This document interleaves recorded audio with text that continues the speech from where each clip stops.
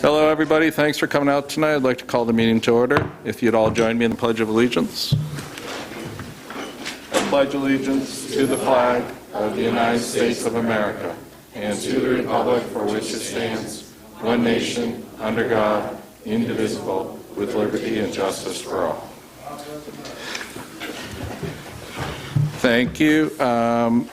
Announcements. The public is hereby advised of the audio and video recording of this meeting for the purposes of rebroadcasting.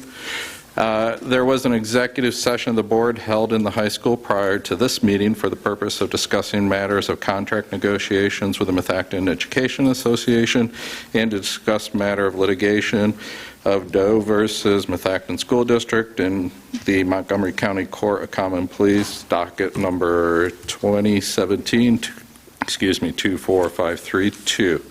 In terms of attendance, all are present except for Mr. Dorn, who's out of town on business, and Mr. Phillips, who's not here. In terms of recognition and guest speakers, I'll turn it over to Dr. Zerbe. Thank you, Mr. President. Good evening, everyone.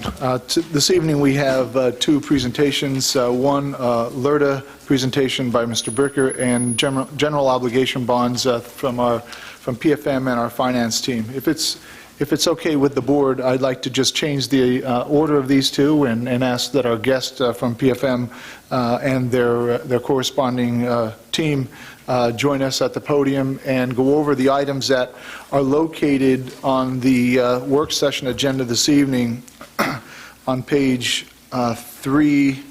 Well, actually, it starts on page 2 of 8, item 9D, 9E. I'm sorry, 9E, 9F. Those are the two items that Glenn and his team are here to speak about. Glenn? Okay, thank you. So at your workstation, there's a document that looks like this with a yellow cover page. I'll walk through that. It's very similar to what we talked about, I'll say a month ago at the last meeting. As promised, we have all the paperwork in order, and we're in a position that you can take action on this at your meeting next week. So we'll just sort of review the highlights. And then also there are two resolutions that were sent down that you'd be asked to approve next week. So on the document with the yellow cover page, just walk through that. On page 1, interest rates are still pretty attractive. You can see at the bottom of the first page. On page 2, this is a snapshot of your debt. The sort of tan column 2 and 17, those are the bonds that we would propose to refund. If you go to page 3, as we mentioned, bank qualified bonds still trade at a premium, and this plan allows you to issue bank qualified bonds for 2017. There's an exception with refunding and new money bonds. If they're 15 days apart, then you can issue a little bit more than $10 million, and that's what we're going to try to take advantage of, and that's all contained in the resolution.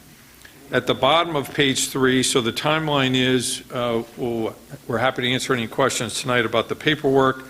You'd be in a position, if you choose to approve these next week on the 24th, we would then price the bonds sometime. The schedule lays out the 31st and the 16th of November. We'll have flexibility on this. This is a negotiated sale, so that's one of the things that we're able to do, is if the market looks crowded on a given day or a given week, we'll have some flexibility to move it around. And then both of them, again, they need to settle 15 days apart. We'd be able to do that during the month of December. So both issues are bank qualified, and it leaves calendar year 2018 then, if you choose to issue new bonds in 2018, you'd be in a position to issue those as bank qualified. Okay? On to the math. So page 5 are the old bonds, the series 2011. You see there's a little bit over 6 million bonds outstanding, call it 2.5%. On page 6, these would be roughly the interest rates for the new bond issue, and the savings in column 10 are a little bit over $100,000. The bulk of which are in those first two, the current fiscal year and your new budget year. And then you're back to paying roughly the same payment schedule. Okay, so that's one of the resolutions. There are two separate resolutions. So this is what we think it would be. We're going to ask you a little bit later on in what's called the parameters resolution, because we don't know the exact interest rates and maturities, and state law requires that we file the specifics. You're going to approve what's called a parameter, so each maturity is a little bit larger than what is shown here.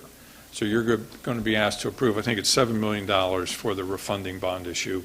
But we would only go forward if the savings meet a minimum threshold. There's a blank in there in the resolution, and we recommend you put in 1.5%, which would be roughly $100,000, $90,000. So that's the refunding bond issue. On the new money package, this is, again, what we showed you, showed the Finance Committee and the board last week, or last month. On page 9, our instructions are to deliver $8.5 million worth of proceeds, from which some costs will be paid. This is a pro forma. What this debt service schedule looks like, it's a wraparound bond issue. On page 8 at the top, it's our understanding you put in about $325,000 into the current budget to pay debt service. And this, the way it looks right now, this bond issue, the debt service would be less than the $325,000 that you have budgeted. You're, depending on the year and depending where the interest rates come in, it's around 300. I'll call it 310,000 a year. Okay, so that's the first of a series of bonds. Your action, if you decide to go next week, is only to approve this one series of bonds. However, there is a plan attached. I think it's the next page, 10 here. So on page 10, the Finance Committee had asked us to show a chart that laid out several of these $8.5 million bond issues. They're all here. And in column 11, then, that would be your run rate and debt service, assuming you did all of these in the future at these interest rates.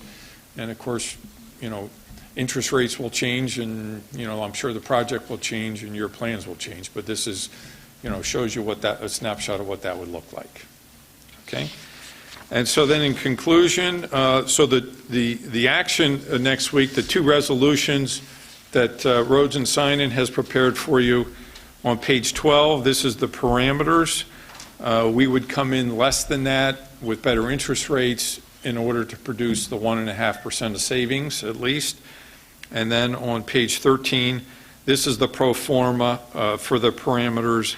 We would only issue $8.5 million worth of bonds as you've directed, but we'll approve this parameter bond schedule. Okay. Scott is here from RBC to answer any questions about the bond market, and John can answer any questions about the resolution, but everything's in order, and I'll be happy to answer any questions. Are there any questions from the members of the board?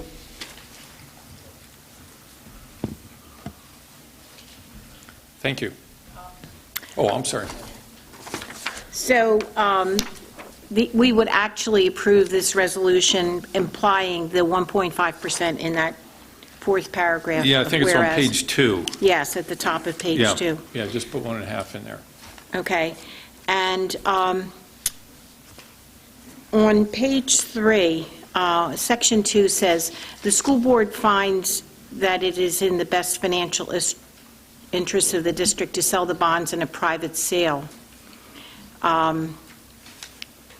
We haven't had a conversation about that, I don't think, as a board, but we are basically stipulating to that fact. I know you provided us with information about a year or so ago concerning the difference between a negotiated sale and an competitive sale.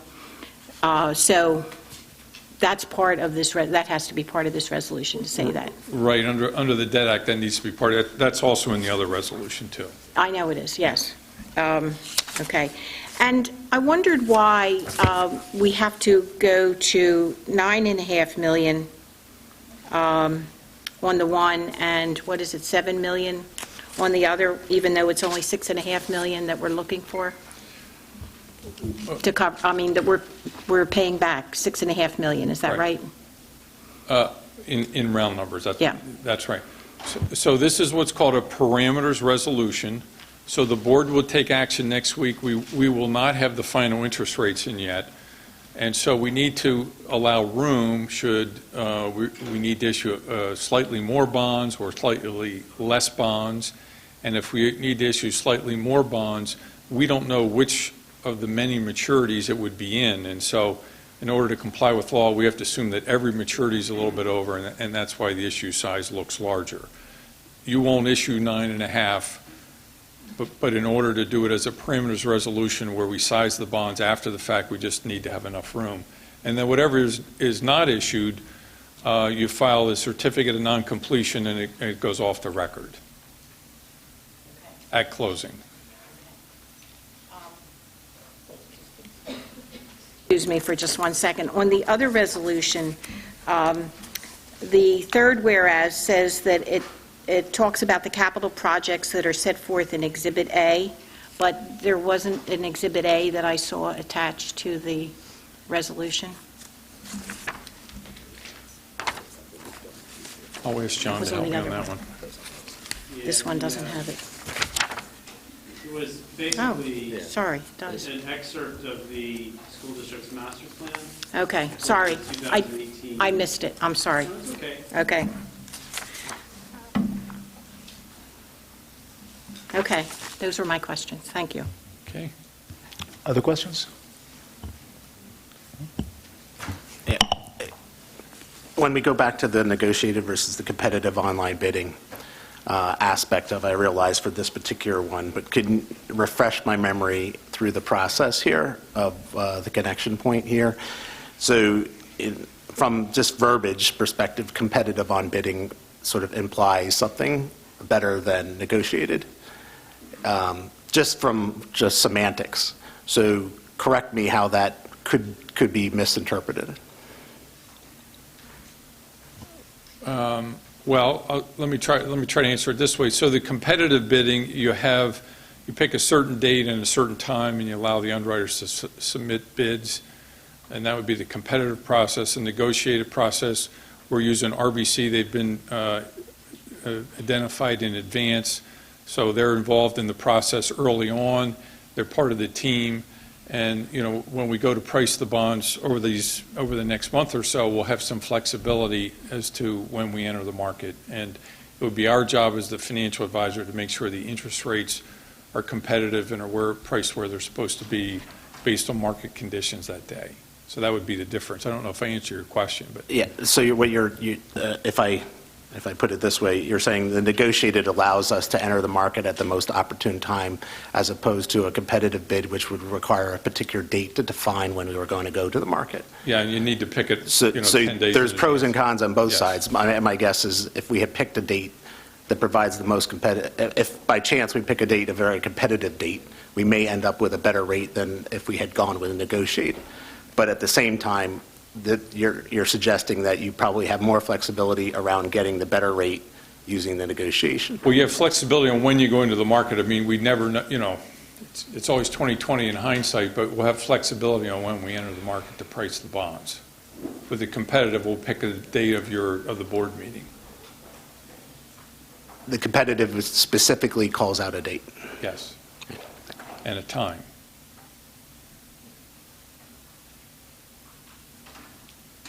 Are there any other questions from members of the board? So is it okay if we move this forward for your consideration next Tuesday? There's no objections. Thank you to the finance team. We'll move this forward for Tuesday evening vote. Thank you. Thank you. We'll proceed with providing the public notices tomorrow. We'll send them to you. Okay. Please communicate with Mr. Bricker on all those matters. Appreciate it. Okay, so that's all you need? Next on the agenda for recognition of guests and scheduled speakers, Mr. Bricker has a handout, I believe, here in front of you. He'll talk about the LERTA presentation. I believe, Mr. Bricker, this is a follow-up to a conversation that happened once here before the board, as well as happened just recently in front of the Finance Committee this month. Mr. Bricker? That's correct. So a presentation was given to the school board a couple months back, plus at the Finance Committee just a couple days ago. And the presentation that you have in front of you is the LERTA program, which is a local economic revitalization tax Assistance Program. What the program is designed is to identify a unique property and provide tax abatements or relief in regards to what the new assessed value would be upon improvements or redesign or actually building something else. In the example you have in front of you, the current assessment on the property is about $1.44 million based on the millage. That gives us a current tax rate of about 42.5.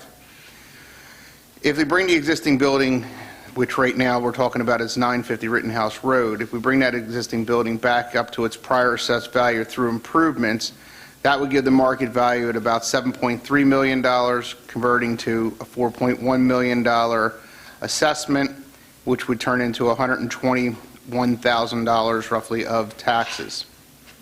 The program that was presented in front of you, which is just an example, it's not an actual presentation because there is no request from anyone at this point in time, but it's just to give you an example, shows how each subsequent year after the completion of the project is done, the taxes will increase based on a percentage. So in year one, they pay 10% of the additional taxes, 20%, 30%, 40%, increasing by 10% for the next 10 years. You'll never get less than the current taxes, and currently this property, as an example, the $42,533 is being paid. The property's sat vacant for about 10 years now. What this will do is give the school district a $430,000 benefit, and it would give the taxpayer a relief of $352,000. The goal was to try and bring someone in that's willing to bring the project up to speed and make improvements and make it a viable business and appreciate on the taxes. Part of the way of getting people to do this is to give them incentive to want to buy the property and spend the money on the improvements. This one particularly has some environmental issues associated with it also, which is another reason why the program would be designed for this. Different than a economic revitalization area, this is targeted and specific to one property, and it does not have to be applied to any other properties. Each LRTA program, as you apply it to a property, can be designed differently. It can be 5 years, it can be 2 years. The percentages change based on how we choose to see that. Lower Providence Township is on board with this. They feel this is a great way to start getting some of their properties back in. Right now they're targeting this one and one other property. We use this one as an example because it's got a more likelihood of actually coming forth. If you look at the second piece of this, they have probably a larger scope in that they would actually build a hotel on the property and a restaurant. That would bring it up to about $22.3 million, a $12.5 million assessment, basically about $370,000 of taxes. In that example, the school would get about $1.8 million of benefit if it didn't versus doing nothing, and the taxpayer would get about a $1.47 million benefit.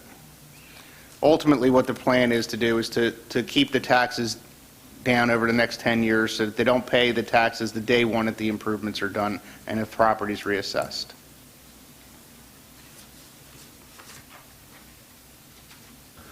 So, Mr. Bricker, the purpose for the presentation, we're going to be asking the board to do anything at this moment in time, or could it potentially be that if Lower Providence wants to bring this program forward, are you just educating the board on the process here this evening, or please explain?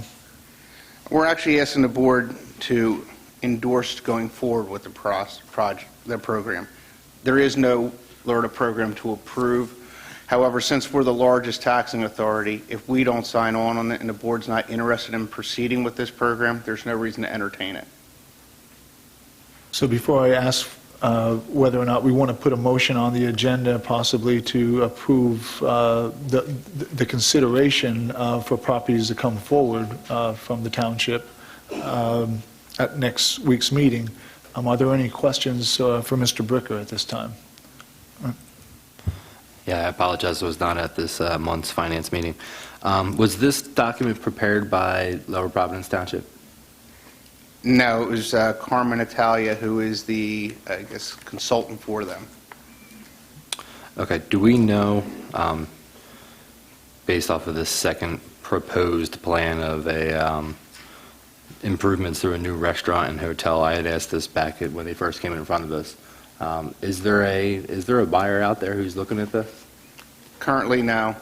That's, some of these plans are the current tax guy, that property owner, that's throwing around ideas. There's actually no buyer, there's nothing in place at this time, as represented by Carmen Italia. Okay. Other questions from members of the board?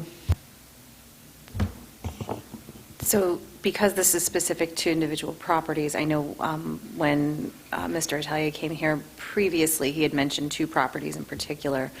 Would we then have the authority to accept each individual LERTA property, or is this kind of a package, you're behind the program or you're not? Each program stands on its own. They're totally separate. They could come in and say, we want to spend it over 10 years. The school board could say, we want it over 5, and it could be a negotiation at that point in time. Just because we're approving the interest in the program doesn't mean we're approving any specific items. Any specific items would have to be as part of the presentation once they have a buyer. So just to clarify, that was a very good question, and just to make it a little bit more clear, I think what the township is asking us to do is, will we entertain, bringing forward specific cases, because they will use this program in order to try to lure potential developers, businesses to these properties. So as part of their economic development plan, if we would say flat out that we're not interested in, for example, entertaining a conversation, well, that pretty much gives them a pretty good, clear direction. But if we would consider it based on each case and their individual merits, that's kind of what we're asking for this evening, and it doesn't commit us to anything other than we're behind the efforts here, and that if the plans that are provided on an individual basis make sense, we would reasonably at least consider them for approval. Does that make sense? Yes. Okay. How about some other questions?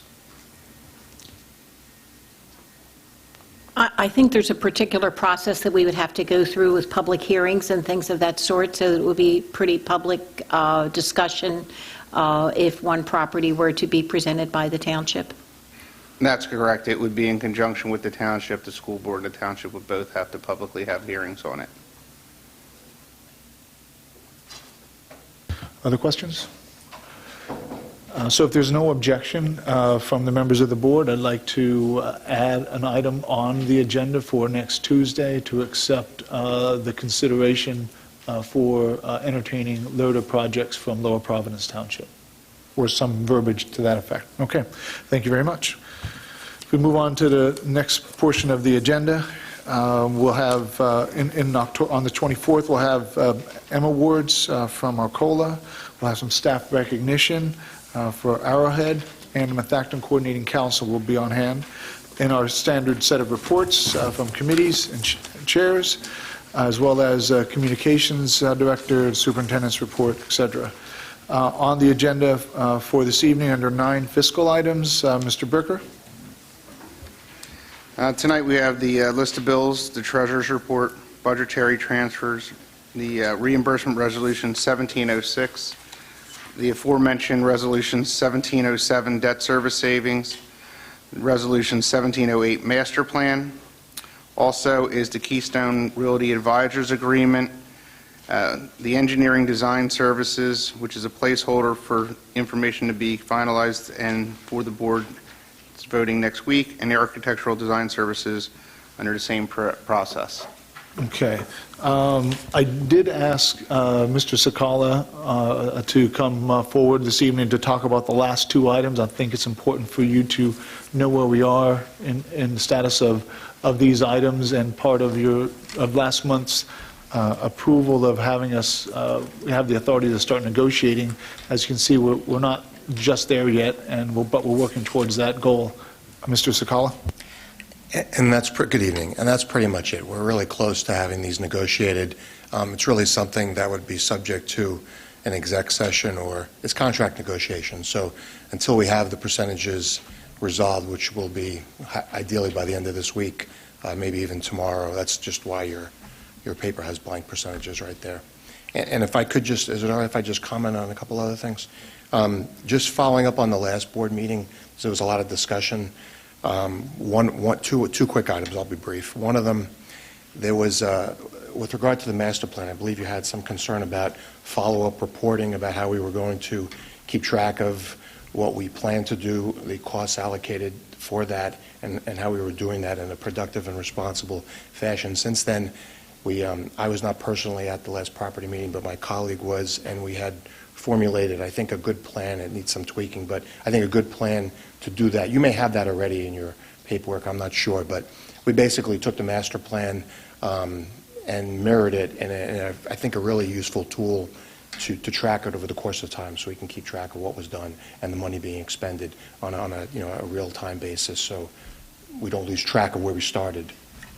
That was the first thing. And then the second thing, we kind of got into a sensitive discussion a little bit over the allocation or reimbursement of the monies attributable to the road repair at Kriebel Mill and Mill Road.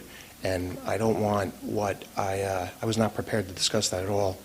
And I don't want something I may have said or didn't say to have impacted that conversation at all. So I just want to clarify that, we weren't on site when the project started, but we do have photographs and documentation. And the road, again, we're just talking about the intersection, Kriebel Mill and Mill Road. The intersection was already damaged prior to the project, the stadium project starting. And it also happened to be factually the main intersection for the contractor's egress of staff and equipment during the course of the beginning of the project. So I just don't want to leave you with, again, we kind of ran a little back and forth on that issue last week, and it is kind of an important thing, and I don't want anything, again, that I said or didn't say to impact in any way what was discussed and decided. So I don't know if there's any questions you have of me. That's all I have. So the way you presented the road last time was that it was due to the water damage. And based on conversation I had with Scott Dorn in the recent week, who's the head of the property committee, he was under the impression that there was a significant amount of damage that was done due to our triaxle trucks and other construction equipment going in and out. What's your assessment of it? Is that there's a lot of damage due to what we kind of inflicted on it with our heavy equipment, or is it really the water? Because when I voted on it the other time, I was under the assumption it was all just due to water running down, which everybody has, and I think paints a little bit different picture than us damaging the road with our equipment. When you go back and look at the photographs and you review it with the people who were in the field, I think both are true. There was an existing condition, yes, but it was exacerbated by the construction project because it was, again, the major intersection egress for equipment during the beginning of the project at a time which we weren't even here. So Okay. the answer to your question, yes, the project did impact it. To what extent? I don't know.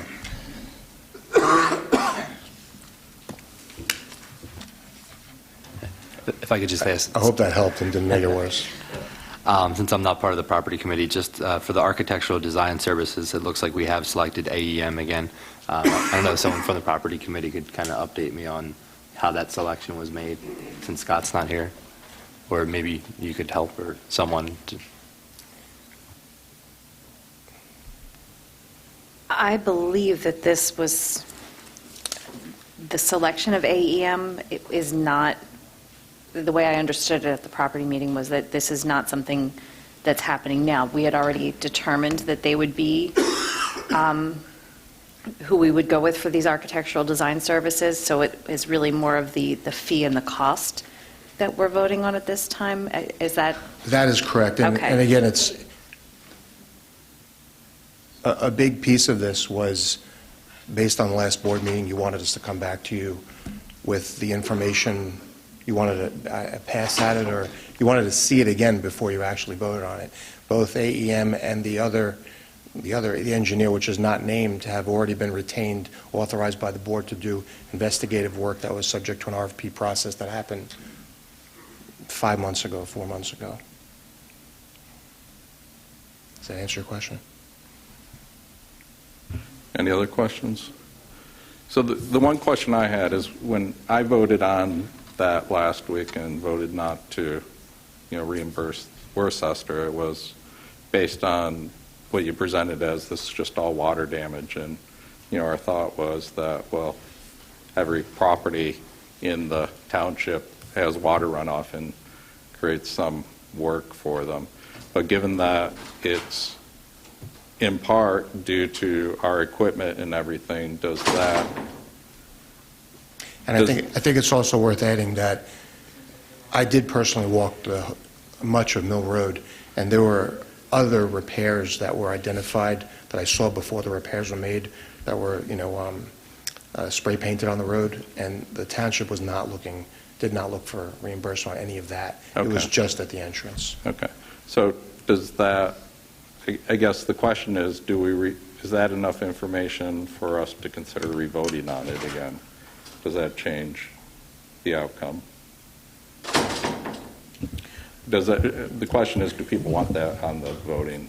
Well, my question had been, is this a customary thing that happens after a project? I mean, given that we have been given permits and so forth by the township and have paid them a certain amount of money, isn't it expected that there might be a certain amount of exposure that the township would wind up with as a result of doing that? I mean, I look at projects that happen all over the place. I mean, the water company is doing a job on all the roads in the whole area, and I know that they do certain work, and I don't see, it was not my expectation that the township would have recourse back to the people who did the work and therefore had some damage to roads. I can give you two answers to that. The first is, again, having done a lot of this, it really happens both ways. Some townships, municipalities are fairly aggressive and involved in the design process and the planning process, and they require that as part of the project.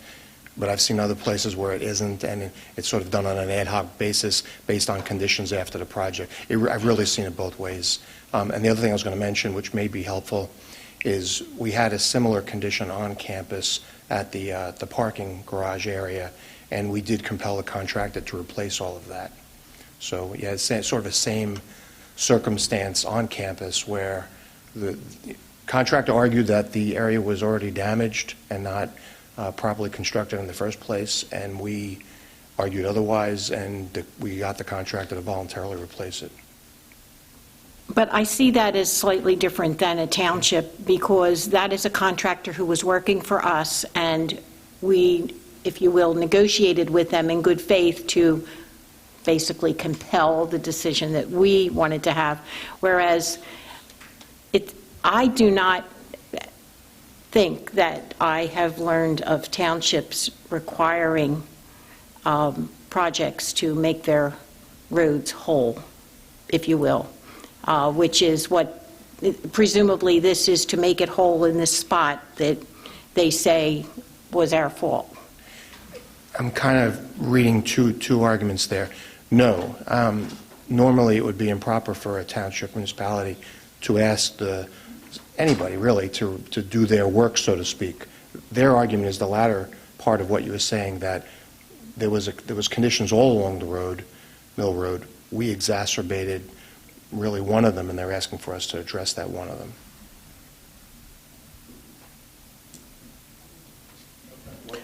I'd like to make a comment on that as well, because, I mean, the property committee did move that to the board, and we did agree that it should be paid. And one of the reasons why I did is because of the points that you said, that I think it'd be kind of naive for us to say that having all our equipment going in and out of that exit and entrance did nothing to the road.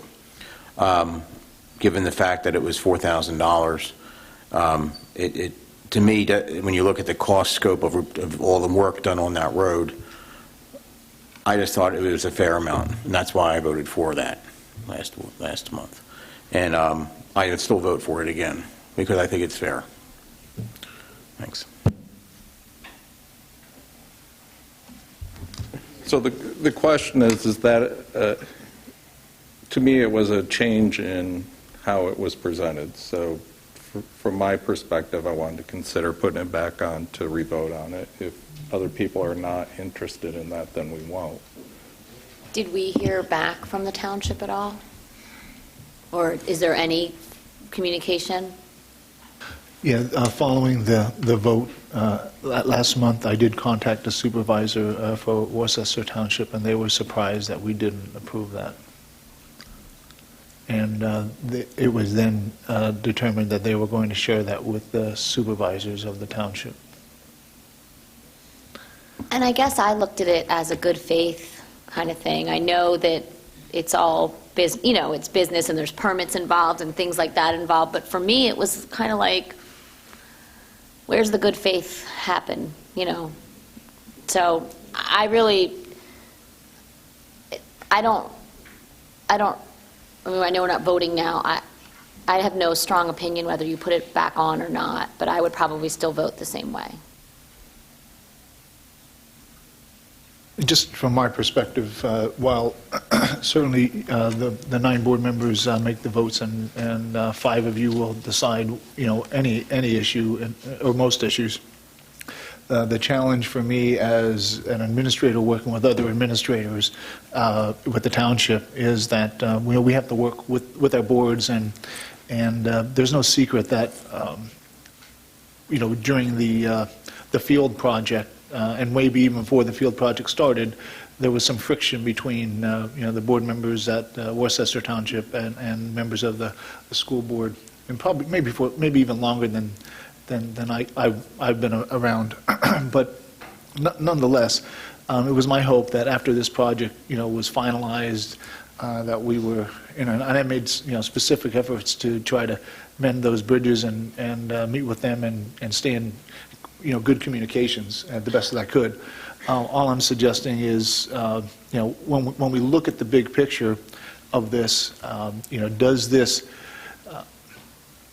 this go along that path or not? And all I think about is a couple $100 million worth of future projects that I got to get done with that same township.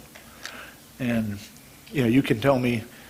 It's your decision, but I just don't know if I want to advise you as a board to go down a path that will make it more challenging, potentially more challenging in a theoretical stand. I'm not suggesting anything from any group, but theoretically speaking, it could make it a little bit more challenging for us if one wanted to.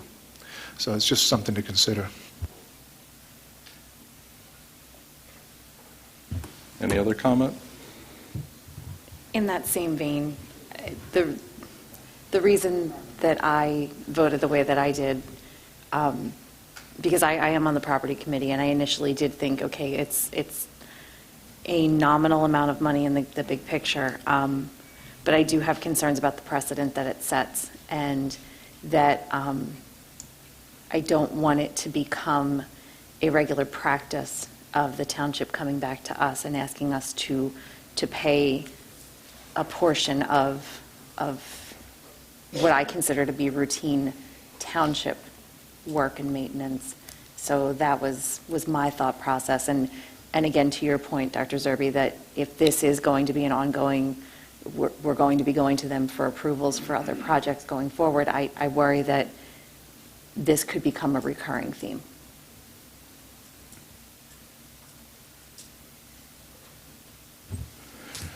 So I'm not getting a lot of, let's move this ahead and reconsider it. Okay, well then we'll just leave it as is. To me, that was new information. I wanted to share it, make sure everybody was comfortable with the vote they had. Thank you. So if there are no other questions about the two 9H and 9I, I want to make sure that there aren't any other questions regarding 9G. If you could explain 9G for those members who aren't on the Finance Committee. Okay. Currently, we have an agreement that expired with Keystone Realty Advisors. This is a company that goes out and reviews the businesses and homes in a township and identifies ones that are underassessed. They follow a standard set of rules, a standard set of guidelines to be consistent, and then present them to our attorneys for action. One of the things that the Finance Committee had asked is that we be included in that request to save on legal fees, so the decision could be made right then and there versus the attorney listening to the process and then regurgitating it back to us. And the other thing they had asked was to lower the fees. Lowering the fees is not going to happen. It's a set price for everyone. One of their clients previously, which was North Penn School District, requested a reduction. They reduced it not only for North Penn, but every one of their clients. So every client pays the same amount of fees. So if they reduced it for us, they'd have to reduce it for everyone. I talked to the Lower Providence manager over there in regards to this, per Brenda's request. He's okay with it. He doesn't see any issues with it. He said as long as we stay away from the vacant LERTA programs, he was okay with that. I told him probably vacant properties are not something we'd look to reassess. Overall, all this does is give them the authorization to start work. There's no cost involved with it to the town, to the school board or the school district, and we could say no to everything. So this is just basically giving them the authorization to go do the work and then present it to us. Other questions from members of the board? Not a question, but I think it would be helpful to have a copy of the original contract, because this is merely an extension agreement that is attached. I think it would be valuable for all the members of the board to have a copy of the actual contract. And this is the program that's generated almost $2 million in incremental tax revenue over its lifetime, right? Correct, and what it does is predominantly offset the other taxes that are reduced. And I do have the original, and I believe that there was an amendment past that, so I will get you both of those. Yeah, just as a comment, also in the Finance Committee, we talked about how other school districts handle the relationship with Keystone and the relationship with the legals. So the conversation that seemed to come from that is that the normal practice is that your solicitor would provide that support as part of the general cost of doing business and not a la carte. So certainly something for us to consider moving forward with an RFI.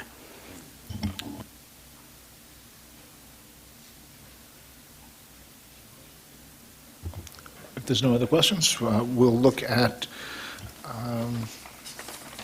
are there any questions in regards to 9D, the reimbursement resolution? That's something we typically do on an annual basis, but I figured that might be something if you weren't at the finance meetings. Yeah, I'm a little interested in the timing of the resolution. Being in October, and this is something that's part of our budget process that's approved in June 30th, why wouldn't this be something that we would do either at the same time of or in advance of the budget? So I went back historically and started learning more history about Methacton. This has always been presented in the October board meetings and Finance Committee. And what it is just giving us the resolution to go out and go up to this $1 million. The actual financing occurs in April, and at that point in time, they'll be put out for bid the financing conditions and terms. So this is just a resolution to go do that over time. So is this for the next fiscal year? No, this will occur in April, and it will be in this school year. Okay. The only reason I have some concern here is, we talk about, and I think Brenda's expression is sharpen our pencils everywhere that we can. This kind of seems like it's one of those $1 million blank checks, that we allow, you can spend up to $1 million. And as a board, we don't really necessarily see where that $1 million is. I know you've provided us with some information over the past that, it hasn't been $1 million, it's been around $650,000, I think was pretty close to the average. But is this an area that, if we need to start cutting back in, what we're spending our money on, is technology one of these areas? Like, is this something that we should be focusing a little bit more on in terms of keeping our costs down? And I know this is just the $1 million aspect of it, but, should it be $750 or, could it be $500? What are we really spending our money on? And I've been on the board now for almost 2 years, and I don't think I've ever seen a technology presentation. What is this money that we continually spend on? I mean, I'm sure there's yearly stuff that we have to, but any thoughts there, Dave, or? Yeah, I think that's, worthy of discussion, and that's part of discussion we would likely have, as part of the Finance Committee meeting and to the board as we start preparing the budget for this coming school year. I think that the challenge is, and the way districts historically have tried to leverage leases and these types of leases is to ensure that there's a line item that remains in the budget to allow for the technology purchases over time. I'll give you an example. What happens from time to time is a district might decide that they need to save an X number of dollars here, and so when they, instead of, if they pull back on it in 1 year, that 1 year prevents them from really being able to now afford that amount. Let's say, for example, we changed by $300,000. Once we make that change, in future years, it's going to be very difficult to kind of put that $300,000 back in, even if, in fact, we wanted to purchase those equipment.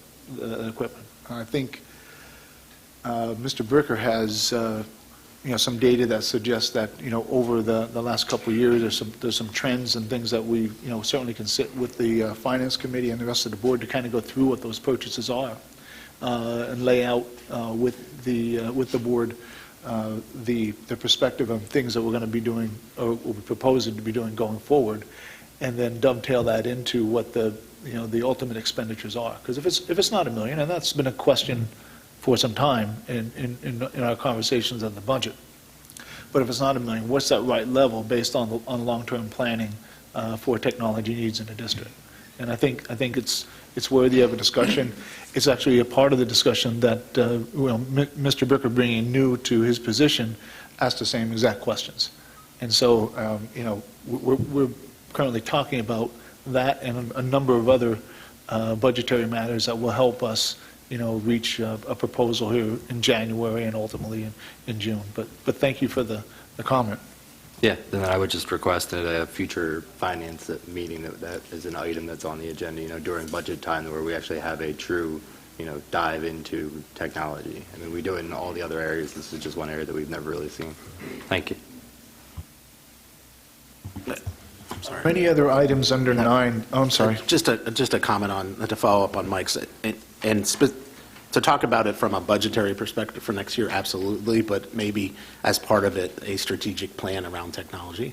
So what is the 3 to 5 year plan, and what I imagine you and Troy have some visions of where we should go from a Methacton perspective to be able to see that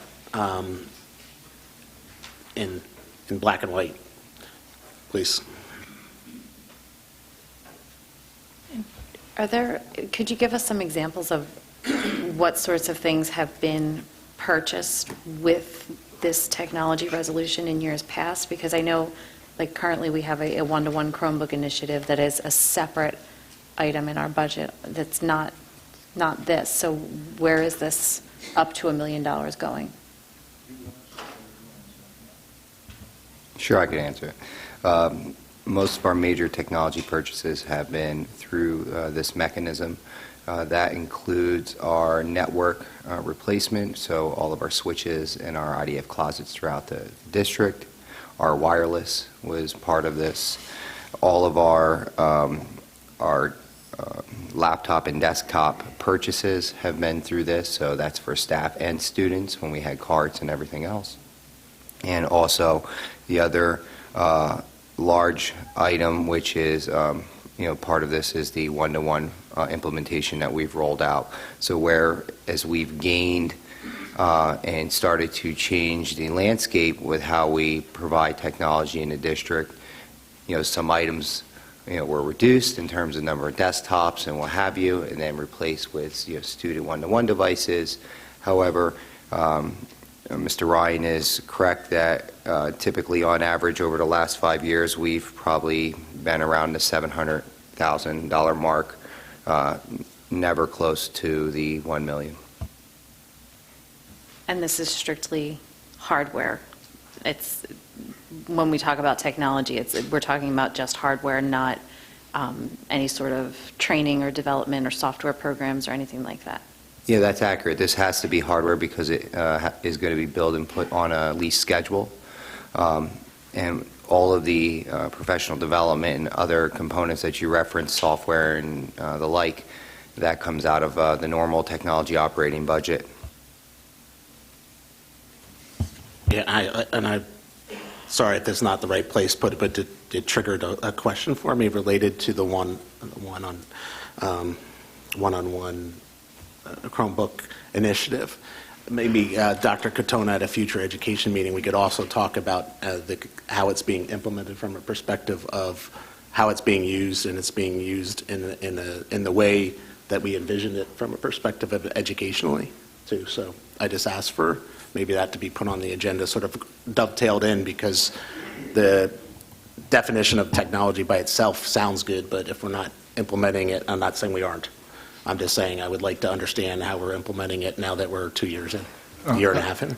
Absolutely. Mr. Winters, I think these are all great suggestions. I think that to some aspect, we've provided bits and pieces of some of your requests, but not as a full-blown overall plan or presentation recently. You know, bits and pieces of it were part of Education Committee. We probably mentioned some matters associated with under the budgetary process, but I think your suggestions are noted here. I think that's something that we can certainly work towards and get that out in front, so that you know, prior to the budgetary process, maybe we can have, you know, a better understanding of where we are with that. So thank you for the comments. Are there any other questions regarding items under 9? If not, we'll move on to items under 10. Dr. Sosnowick. Thank you, Dr. Zerbe. For your consideration next week, we have one resignation from an administrator, one resignation from a classified employee, one change of status. We have the supplemental contracts in the amount of $9,637.96 for your approval. We have the winter coaches supplemental coaches contracts for your approval. We're asking that you approve 4 other items relative to supplemental contracts for staff. And then, inclusive of that, we have the volunteer list and 3 job descriptions that we've updated. I just want to jump in, if I could, Dr. Sosnowick. I just want to talk about specifically the transportation item. And I just want to, you know, kind of dovetail a brief memo that I have here, a piece of information regarding transportation.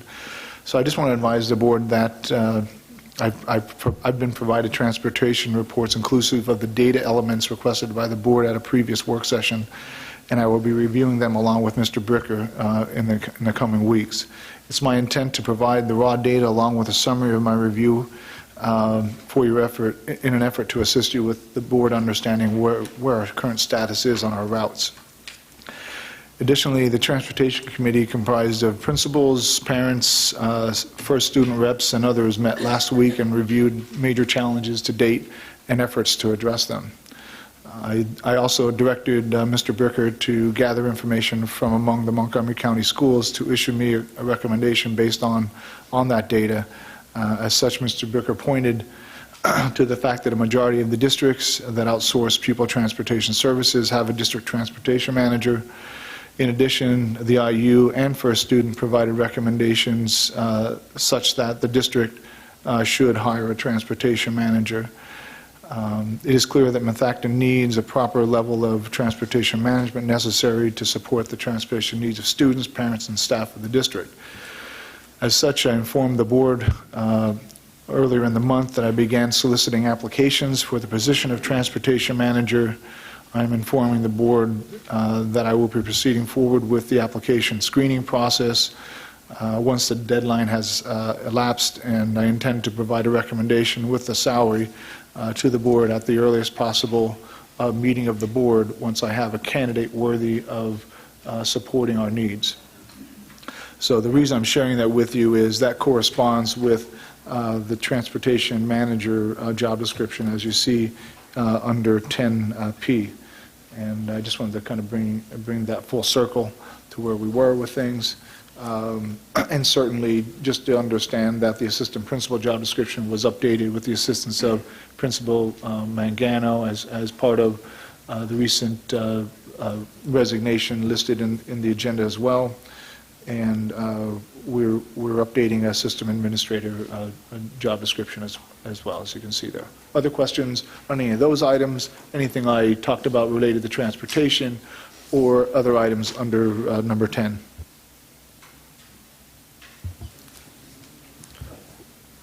On transportation, Dave, so one of the things we've been asking for a very long time is the root causes of the problems.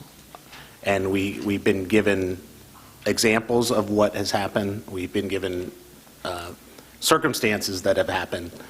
And I'm just hesitating a little bit to understand. It's very, very possible, and I probably will support the aspect of a transportation manager, but it's hard to understand going to the transportation manager without really understanding, in my comfort level, that we really have identified all the root causes of where we're at. So we're coming to potentially a solution related to something that probably may end up being the solution, but I would hesitate without knowing specifically where do we really feel were the root causes. And it doesn't mean that I'm trying to find blame to anyone. I'm just trying to understand, until we really know what all our problems are, it's hard to solve the problem. So it's more of a comment. No, I think that's a fair comment, and I know that that is certainly a comment that rang consistently at a meeting not nearly more than a month ago. So certainly it was clear that with the organization of the existing structure, meaning putting the Montgomery County Intermediate Unit at the forefront of trying to organize a third party in Bus Boss and another third party in First Student, and trying to work with the district and all the changes that were occurring. It didn't go as expected. That's clear. And so while we're still working through some of the matters associated with why that occurred, or didn't occur as well as we expected, I do expect to provide that information to you. But certainly you need to understand that following that meeting, where we said a lot of things, and those things were clear to me that not only do we have frustration among the board, but in the community, and I think even our players. First Student being frustrated, the district being frustrated. We need to put the right individuals in place with the right experience in order to lead this process. Without getting into finger pointing, we need to just take ourselves back a little bit. And while we had a transportation manager more than a year ago, let's say, that didn't go well for a number of reasons. And when that failed, that put a lot of sourness in our in our mouths about that whole process. It was at that time where both the drivers of First Student, the management of First Student, and everyone within the district operation worked together to resolve some issues. While it wasn't perfect, we really found ourselves in August of that previous year not having everything routed and ready to go. And it took a lot of people from First Student and from within the district to kind of work that through, and it took several months to get there. Certainly that's not how it's supposed to operate, but due to failures from those that we had overseeing those things, it really put a bad taste in our mouth. Hence, coming forward, we discussed and presented, looking at someone who had experience like the IU, has been doing transportation for years. While they haven't been doing specific transportation for districts like we had proposed, we both felt at the time that this was an opportunity to avoid, a potential error in from the past and with personnel and deal with a known quantity that, has a good reputation and can do, or believe they can do that work. It was certainly much more than they had expected. It was a lot of work, and certainly it should be clear that, in each of these last 3 years, there were substantial transportation changes, not in just the structure and the management of who was overseeing and who was responsible for doing what, but we had, just this recent year, we had, a closure of a school that required all the bus stops and the redistricts. In the previous year to that, there were a lot of changes. When we keep doing all those changes, regardless of how good a transportation manager is or how good the drivers are, it's hard on everyone to keep making those changes. So I think what's important is that, instead of relying on, people who don't have the experience in running transportation, we said from the very beginning when we got into this relationship that we were to have a transportation manager. We had one that had experience. They decided to retire and leave, and that's, I think that the situation would be a whole lot different if that individual probably was still with us, but that's not the case. So we need to in my opinion, we need to look at this situation and say, okay, what's the reasonable solution to our challenge? And regardless of whether or not we need to point fingers at this person or that person or me, I'm ultimately responsible for all of this. I'm telling you that, it only makes sense that if a majority of the districts have a transportation manager, and we're trying to do it in a different way and expecting better results than what we have today, I think we'd be fools.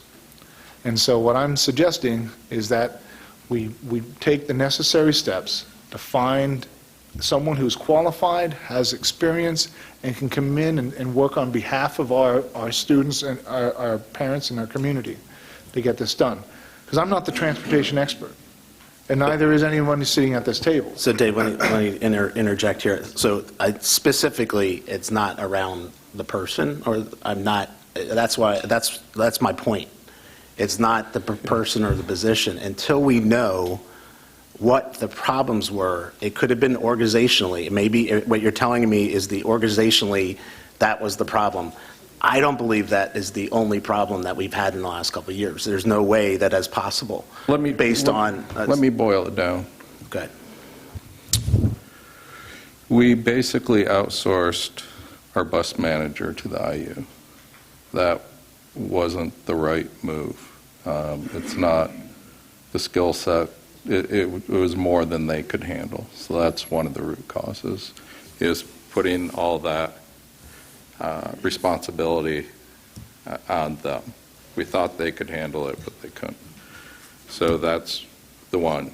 The other root cause is the lack of drivers. So in the very first week of setup, they had, for our team of drivers, quite a few drivers resign. So the other root cause is to assure that we start the year fully loaded with drivers and keep them there. And part of that is the increases in pay that they started, but that's the second root cause that I've identified through conversations with everybody. So those two are specific root causes, but that also doesn't answer everything. But those are two of them. Yeah, I'm sorry, Kim. I understand that those are some root causes, but I can't imagine that people having pickup times before school started or after school started is related to IU. It's not related to, there's something systematically wrong in the information. So I don't suspect that we're going to find one smoking gun. My guess is that there's probably a half a dozen things that really contributed to the transportation over the last few years. I want to identify those so that we can clearly, and I swear to God we had this conversation a year ago, but truly understand what the root causes are of where we are on what is causing the problem. And I respect, Chris, that we've identified some of them, but I'm having trouble swallowing a transportation manager completely until I understand that we really have a handle of what the root cause problems were. And I'm really looking for a report out from that perspective of where we are, and it is not on a headhunting exercise. It's to solve the problem. And I agree that those are the two of the root causes, and they do not address anything about the bus stops and the time of the pickups and drop-offs and all that. And part of that was exasperated by or made worse by the lack of drivers and having to scramble to adjust the bus routes. But from the very beginning, the bus route stops and times were different. There's a different root cause for that needs to be identified. Well, so, and what I'm hearing is, okay, so there is a problem with staffing, and there is a problem with us finding someone in the IU who was not qualified for the job, but I don't see anywhere in this job description where we're addressing that. I'm looking at this as, so this is a solution, but I don't believe that this is the solution to our problems. And to Paul's point, if we don't know what the problem is, we have no hope of fixing it, whether we hire somebody or not. We've had our buses outsourced for the last 3 years, and I don't know that I can look back and say that they've run smoothly since then. So I don't know. We've got essentially 33 items in this job description, because the 34th one is to perform other duties as assigned. I want to know who is currently doing these 33 items. Is it that no one is doing them and that's the problem? Is it that the person who is responsible or the people responsible for them are taxed with other job functions and don't have the time to devote to this? Are any of these things included in our contract with First Student that they are responsible for them? I mean, we still have a whole lot more digging to do before I will be comfortable hiring a transportation manager. And I told you, Dr. Zerbe, in an email that I'm fine with moving ahead with advertising for the position, but I still have a ways to go before I'm okay with hiring somebody for this job. We still need to figure out what the problem is, and I don't see us getting any closer in having these conversations here. I don't see us identifying a problem. I'm hearing theories, I'm hearing rumors in the community, I'm hearing a lot of different possibilities. But until we get a little bit more specific, I don't see how this job description solves any of it. You're absolutely right. The job description doesn't solve anything, but I can tell you that without having someone responsible in the district that knows transportation, that can identify the root causes for these things and can carry out those duties and others, we're going to struggle. And when you ask whether or not someone's doing those things, well, the idea was the IU would do some of that stuff. And unfortunately, what happened was First Student had to end up doing some of those things. And they graciously took some of those challenges on. But that's only for this year. I'm sorry? We've had these problems in previous years too, and we didn't have the IU, so we can't say that this is just about the IU. We were trying to... I didn't say this was just about the IU. You're asking me whether or not there are some, what's happening. And so on one hand, one board member is asking me, this isn't a personnel issue. Well, it certainly is. If we don't have someone who's experienced and qualified that knows what they're doing and can put these things in place, I can have all the processes I want, but they have to have credibility with the management of First Student, with the drivers of First Student. They have to be able to speak the language and talk the talk. There's no question about it. I can't have that conversation. I don't have the experience and knowledge. So when you ask me whether it's people, processes, and we need to put both of those in place. But I can't create the processes without the person. And this job description is designed and outlined to put a person in place to help lead the process, to identify the matters that have failed, because they'll be able to talk to the drivers. They'll be able to talk to the managers at First Student. They'll be able to talk to other folks, some of the concerns in the public. That has to be done. But right now, these are things that I'm not going to be capable of doing. Mr. Bricker hasn't experienced these things before. There is no one on staff that would do these things for us. And so what I'm suggesting to the board is that we take this job description, allow me to move forward with interviewing candidates and bring to you someone who was qualified. I'm not going to just bring a candidate just to bring a candidate. We've all had enough of this, and I know where your frustration is, and I apologize to you. But I'm telling you that I'm not going to be able to change it by just saying it's going to get better, because it's not. It's not going to get better on its own. It's going to get better because someone's going to be able to work and be there and not put all the onus onto Amy Huffman. She did a tremendous job over the last several years. But she's doing more than probably what she should be doing, and we ought to be putting our parts in place.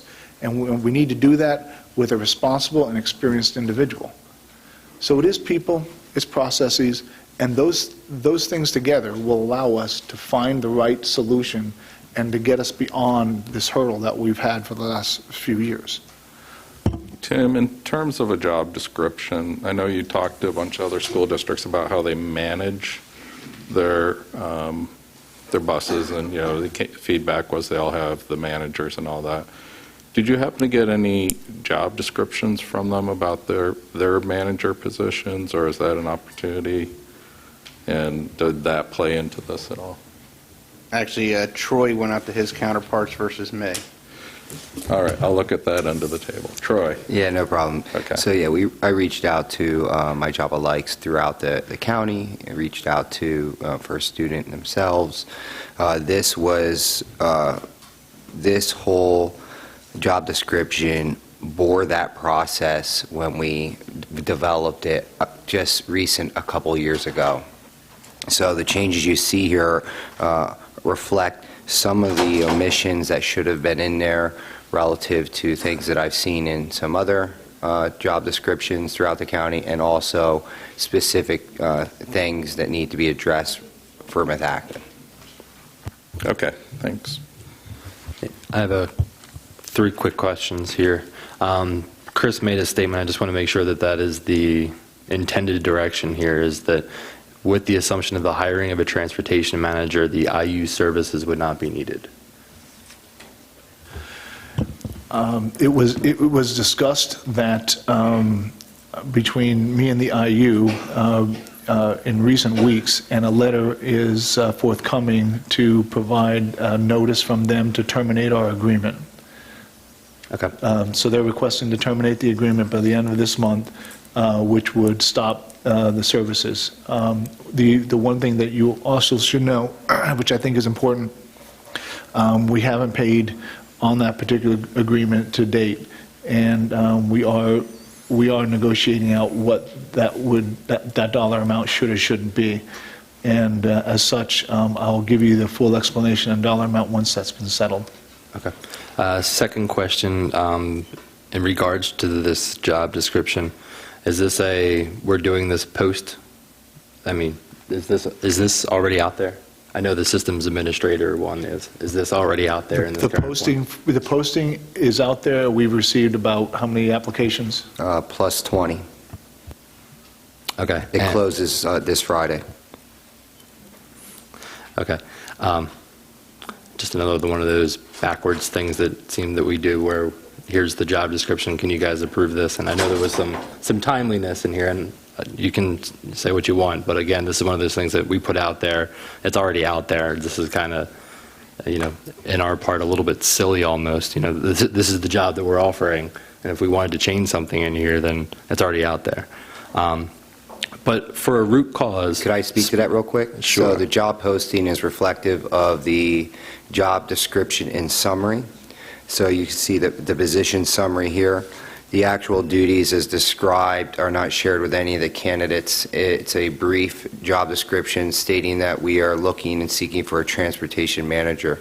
It doesn't go into the specifics. Okay, so it is different than the system administrator one. I know that that position had some more details.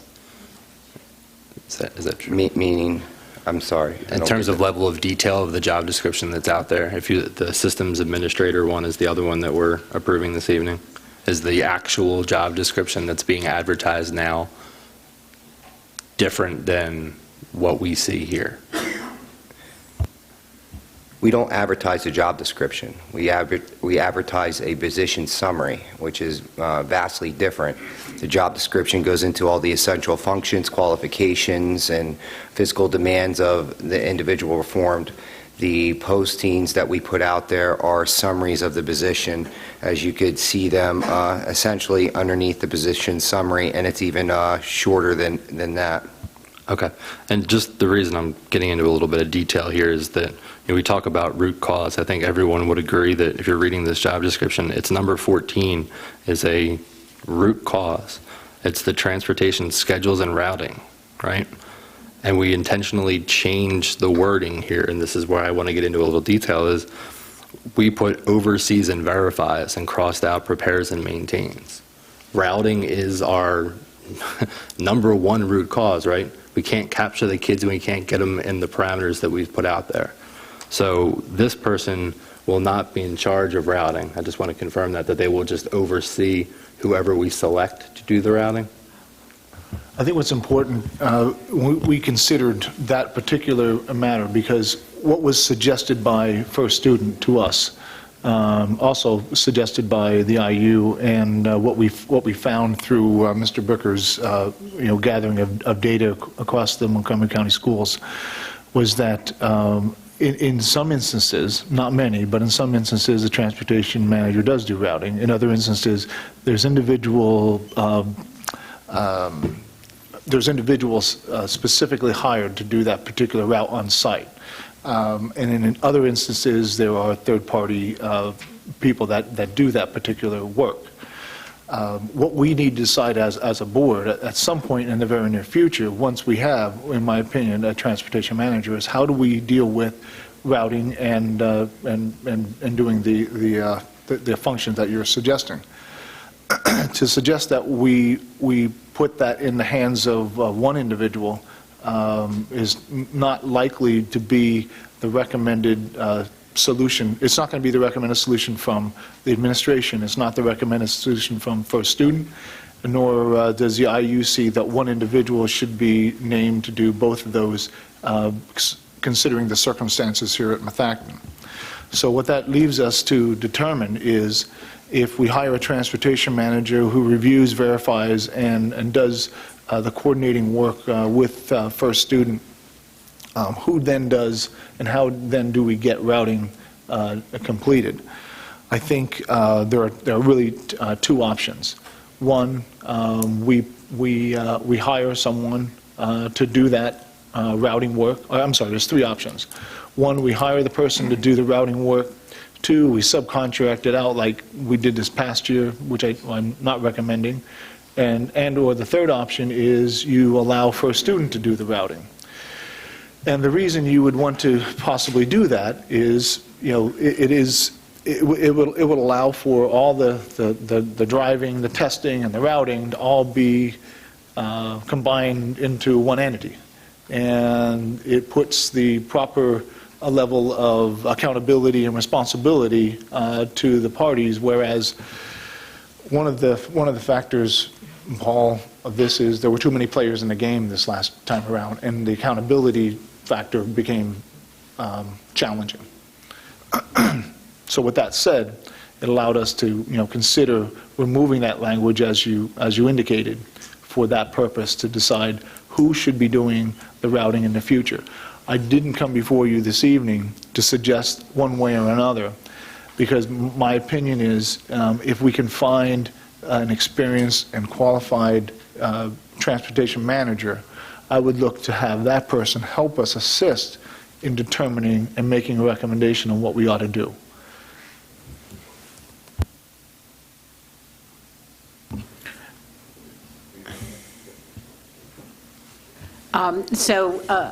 We're under personnel, and so I was thinking about the job description itself.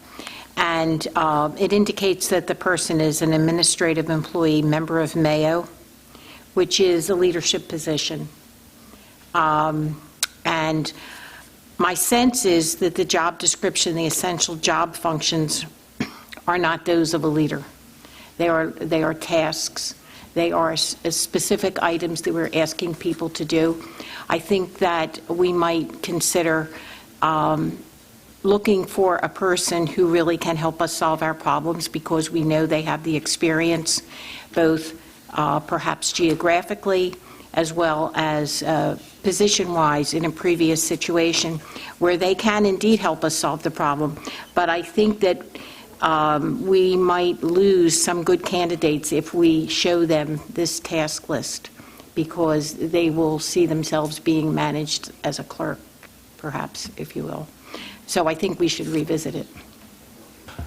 Those are very thoughtful comments, and I'm going to take them back to my team and revisit that. Thank you. I had some questions regarding the supplemental contracts. First of all, the sponsors. Didn't we some time ago talk about covering a complete list of sponsors and finding out who is, what groups are being sponsored now, what groups are active, what are inactive, and go through that? Because, looking at this list, I only see a handful here of sponsors, 7 to be exact. So they're the only sponsors at the high school, and Woodland and Arcola. So I think I'd like to go over that and find out what those are, find out what they are. The encompassing sponsor list was at last month's board agenda and was approved by the board. This is remaining sponsors that I discussed at that time that were still outstanding, and also the only one that was not there prior was the homework club for Arrowhead. It was previously a math club, and after consideration by that building principal, they decided to create, call it a homework club. But the encompassing sponsor list was voted on last board meeting. Dr. Sosnovic, if you'd be so kind, could you then update last month's meeting to reflect what's being suggested here after this is approved, and that we can provide the complete list to the board? Yeah, I could gladly put together for your weekly memo the encompassing list for the 17-18 sponsors. Any other questions? Yep. And the other one is the winter coaches list. I'd like to find out how those amounts are calculated. And I know it could be done by the point system and all this, but I just want to make sure that, I asked for this last year. I don't think we got a complete explanation on how these amounts are calculated. I could also provide that to you, Mr. Roth. It is a combination of points subscribed to the actual, we'll call it position, relative to a rubric that was established, and then experience level. So I could gladly get that information to you. Okay. Yeah, the salaries are all over the place, and I just like to find out why they are that way. Thank you. Are there any other questions for items under 10? If not, we'll go to items under 11. Dr. Katona? We'll be moving one item forward next week for your consideration to approve the science textbook for grade 6 through Discovery Education. It's a cost of $48 per student for 368 students and would be a 6-year license. If there are any comments or feedback from public by next week, I will certainly bring that to you at that time. Any questions for Dr. Katona?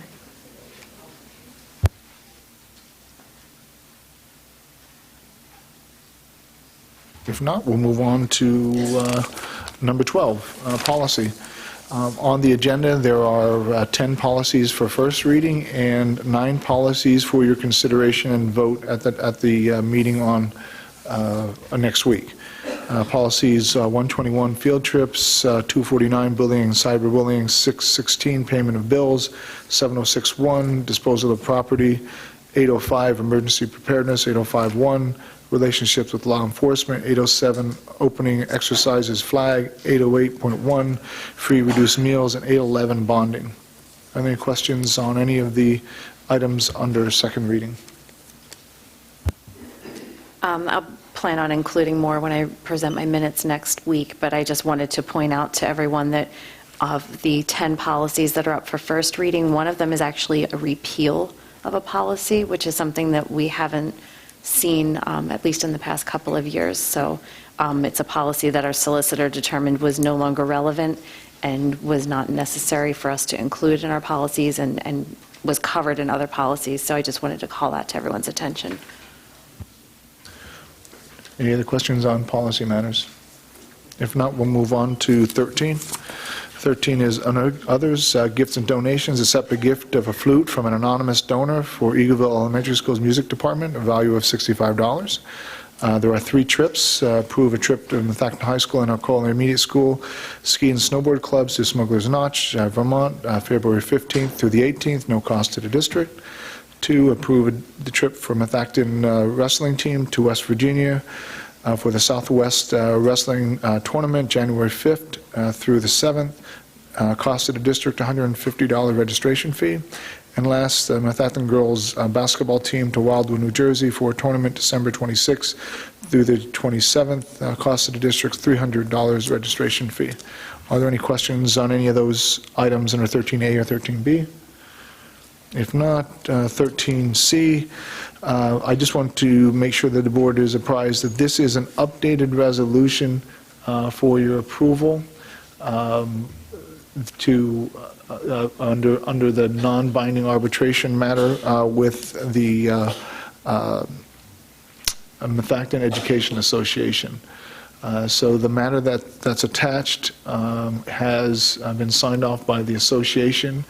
The original document that was before you, I believe, was modified between both parties over the last several weeks, and this is the one that the association and both parties have agreed to, but we need to take official board action on the matter.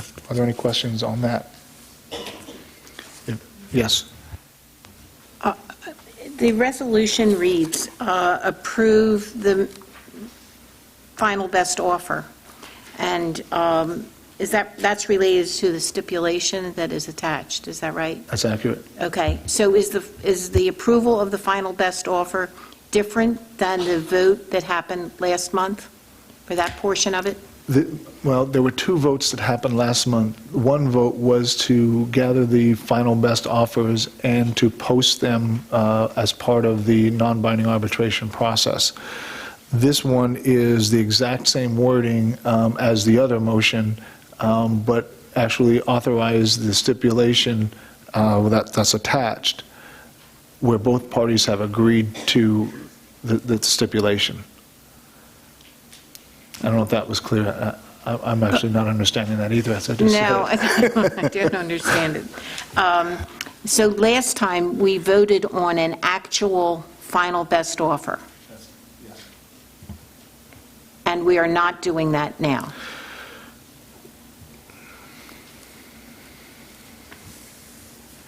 I think this is the final best offer, inclusive of the modifications under the stipulations that weren't in place when we had taken the action of the board at the last month. So the final best offer, the actual offer itself is not modified, but the terms for which we're going into the arbitration process have been. And they've been agreed upon by both legal teams as part of this process.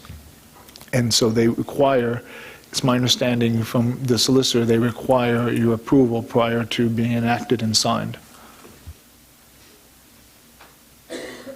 But we're not including a final best offer in the attachment here. That's We accurate. are really just approving the stipulation. Okay. Yes.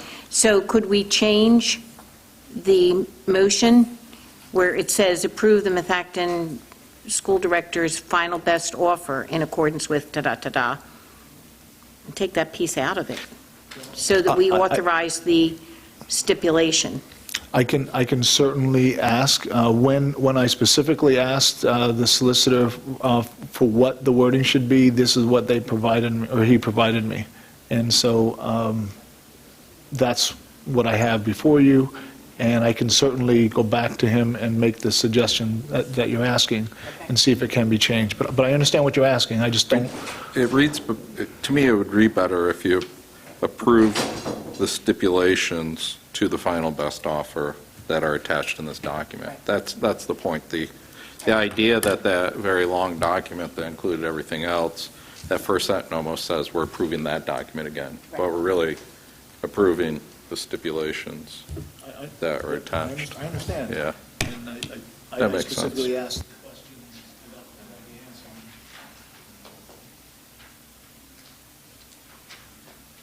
Are there any other questions on any an A, B, or C? If not, we then go on to number 14, and that's dates for board members' calendars. You can see there's dates for the board meeting will be at Arcola Intermediate School. We expect to have a number of students getting M Awards. It's the best place to accommodate those families. November 1st, policy meeting, 6th, education committee meeting, 8th, the finance committee meeting, 13th, property, 21st, the board work session, and then the board meeting on the 28th. And then we have a December reorganization meeting scheduled for December 4th. Old business, new business, and then courtesy of the floor. I might have missed it, but on the board meeting minutes that we will approve next week, I just wanted to make a comment on page 6 where we talked about the bond financing of the master plan. In the minutes section, it records that it was approved by a roll call vote of 6-2, with one person opposing and another person abstaining. So it really should be 6-1-1, I think.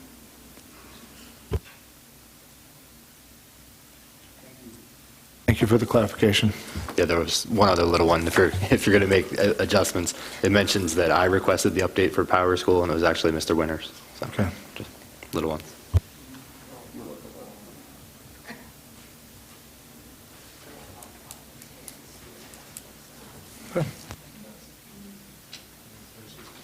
All right, moving on to courtesy of the floor. Anybody? Yeah.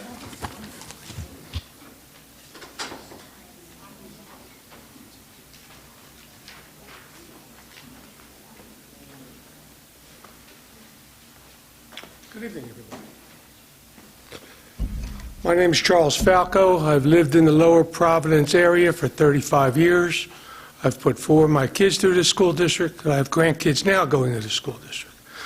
I've worked for First Student for the last 3 years as a bus driver, 10 years prior to that for Methacton School District as a bus driver. I also was a union rep for most part of the last 12 years. I've recently given that up. And what I like to talk about is driver shortages. I'm here for 2 purposes. One is a concerned taxpayer, and 2 is a concerned bus driver. Like I said, I'm here to cover about driver shortages. You got to understand one thing about driver shortages. They're standard in the business. I hate to say that, but they are. It's very hard to get a CDL and very hard to hang on to one. It takes months to get it.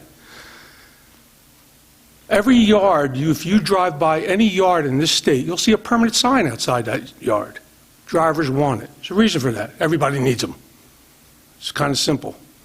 When I worked for Methacton, when you came in as a driver, you came in as a casual. Casual meaning you filled in for other people. You got a flat rate, no benefits, no time off, no retirement plan, nothing.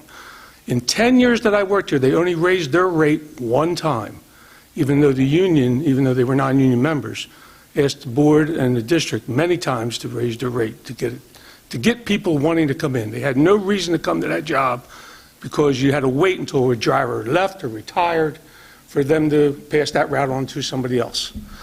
When I started here, I moved 20 positions in 1 year. 20 positions.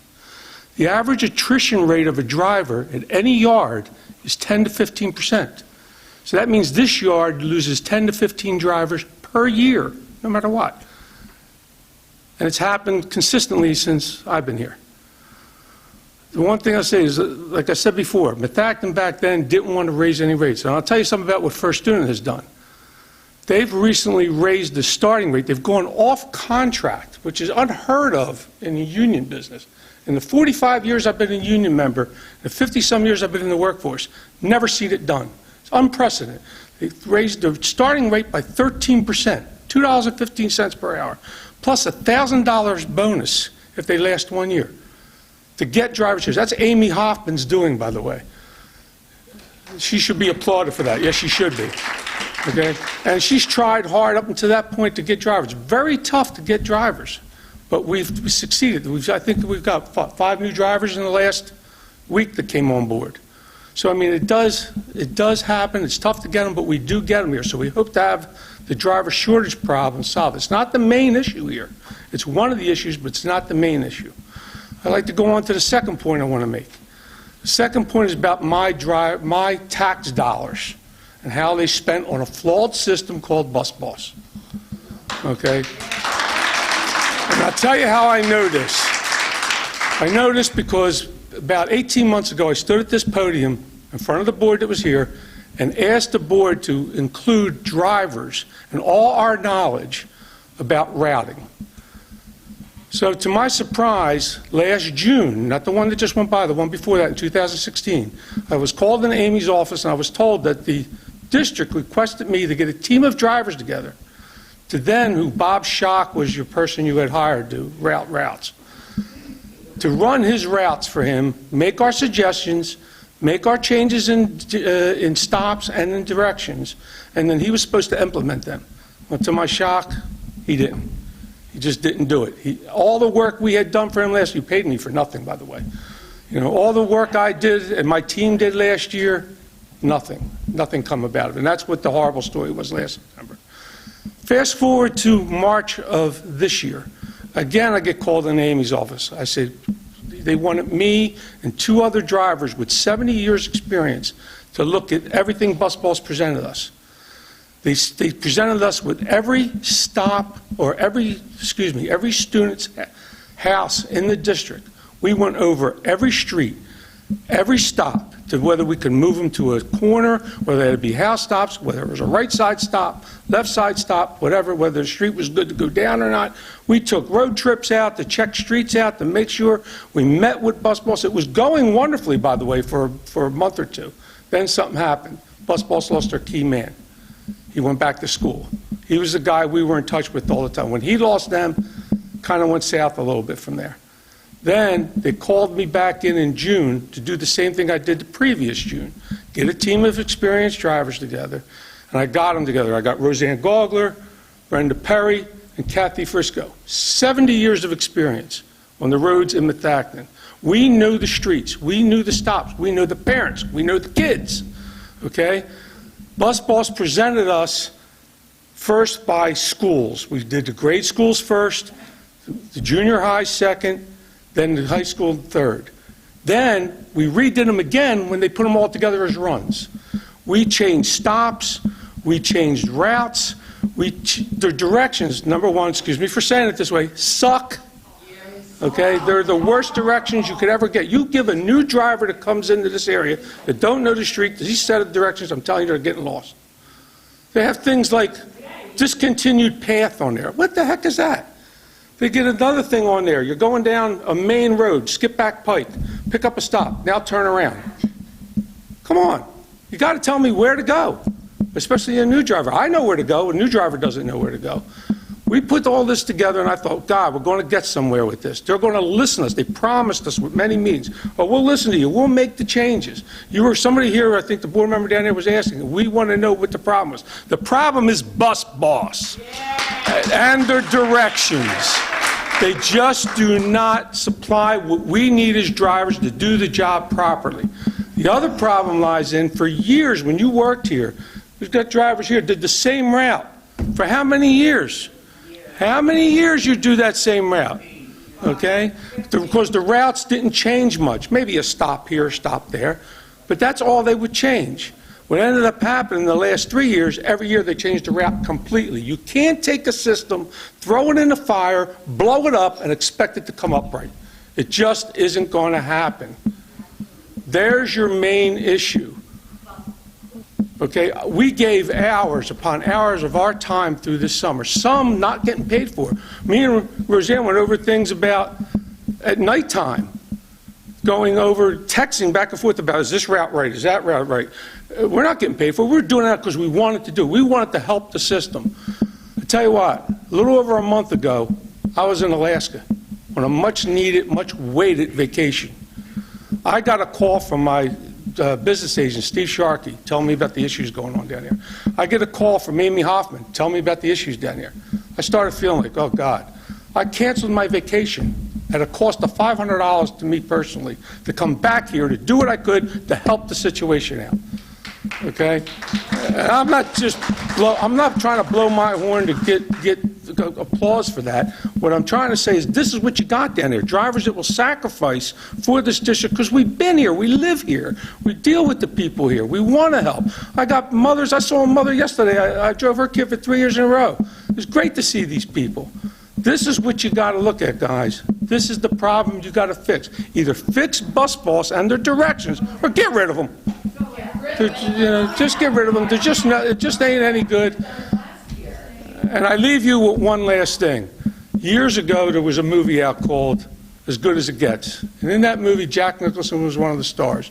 He was on a witness stand. And he was asked one question. And the question was, I want to know the truth.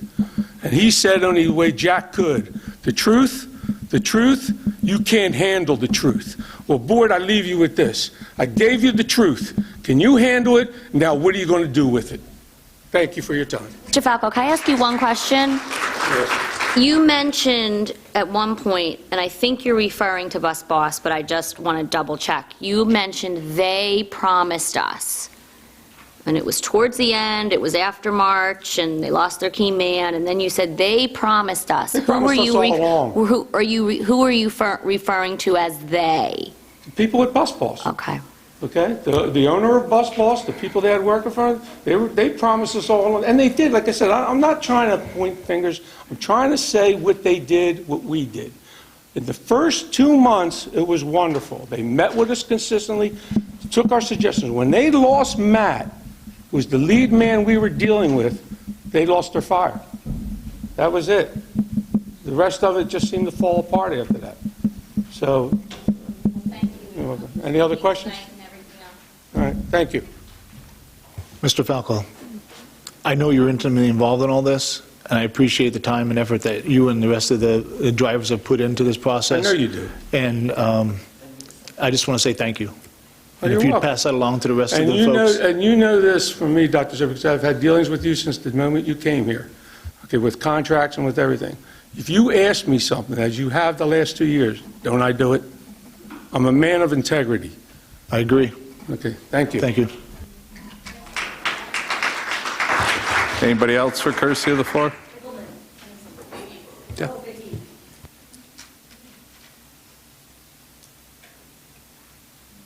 Karen Bickelman, Lower Providence. I can finally say what Candy says. I've been sitting in this room, I think now 4 years since my job was outsourced to First Student. The sequence of events that have led up to our transportation part of the issue is when we were outsourced, the transportation manager, Terry Turley, left for some odd reason, and our school board and superintendent was going to hire First Student's area general manager to be the transportation manager for the district. That was the start of it. Okay, we had a person in-house, Mary Beth Pastina, that worked with Terry Turley, and the first year with First Student ran pretty good. The second year came along, okay, and we hired a fellow from Arlington, Virginia, to be the transportation manager. Why would you consider hiring someone from Arlington, Virginia that has no idea about our district? Okay? After that came about, since he wasn't doing whatever with the job, you hire a consultant, Bob Schock. I sat here with his scattergrams and all his confusing sheets, and I would say to my husband, this isn't going to work, and this is just coming from me, a bus driver. And it didn't work. So all that money wasted on the consultant, it didn't fly. So now you decide to hire the Montgomery County Intermediate Unit to be the Methacton Transportation Manager. Again, just me being a bus driver, talking to my husband, being in the business 35 years. There's too many hands in the pot. How's communication going to happen? You're going to have communication breakdown, which we did, okay? That was another thing that was annoying. And then I stood up here, or Bob Harney stood up here last year, you guys, I remember, all asking these questions.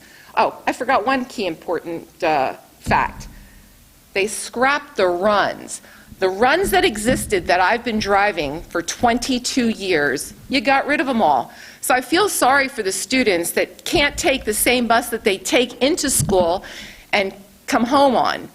They ride a different bus. I would drive my route, and I was Mr. Roth's bus driver. I would drive my route in the morning and wave to the kids waiting for the bus stop that I would pass going to do my morning route. In the afternoon, I would be dropping those students off. I've driven here for, like I said, 22, 23 years, and when I started, all the students that I took to school in the morning are the ones that I brought home in the afternoon. And I got off track, but Bob Harney stood up here, and I know you guys all asked these questions. You did not want what happened last year to happen this year, and hindsight is 20/20, but I kind of had a bad feeling about this. And Bob Harney stood up here in regards to Bus Boss. Joe, I forget his exact words. What was it? There's features in Bus Boss that you couldn't tap into. There's things that are going to happen this year that are going to be greatest, better, whatever. And you had the opportunity to get a different routing company, software company, and you didn't do it. You went with Bus Boss. So hindsight, I anticipated this would happen. And again, the second year in a row, not only did you scrap all the runs last year, and you scrapped them this year. And the responsibility of the runs being handed to the drivers, it's the district's responsibility that's in charge of the routes. You guys did the routing. You guys are in charge of the runs, and you handed over to First Student for us to do our jobs. We can only do our job as good as what we get from the district. And it wasn't very good. And as a dedicated, conscientious employee, as a Methacton driver, and now as a First Student driver, and my fellow drivers up there, we all feel the same way. We do the job to our best of our ability, but we can only do it better with the material that we're given. And the material that we're given from this district, last year, this year, no good. And that is just my opinion. And I do not like being blasted on social media as a driver, blaming it on the drivers. This is not the driver's fault, it is the district's and the administration, and your poor choices in vetting on processes that you have to do to get a manager. It's ridiculous. And you know what? I have this to say. Mr. Roth, you brought this up at the last meeting, and I kind of was a little taken back by it. You said Terry Turley was a great transportation manager for the district.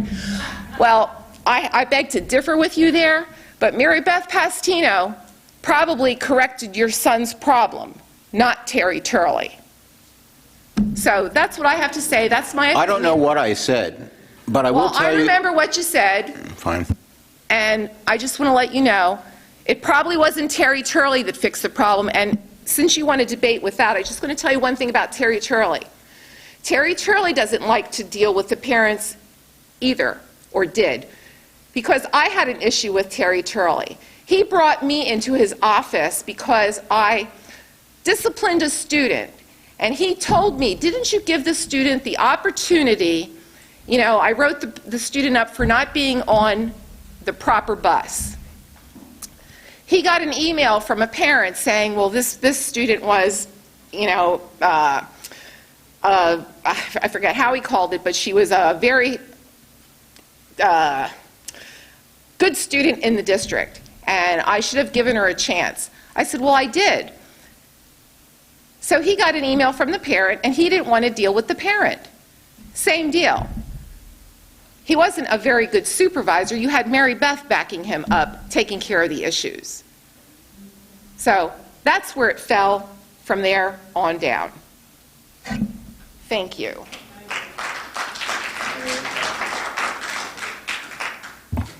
Let me hit the right button here. Anybody else curious for?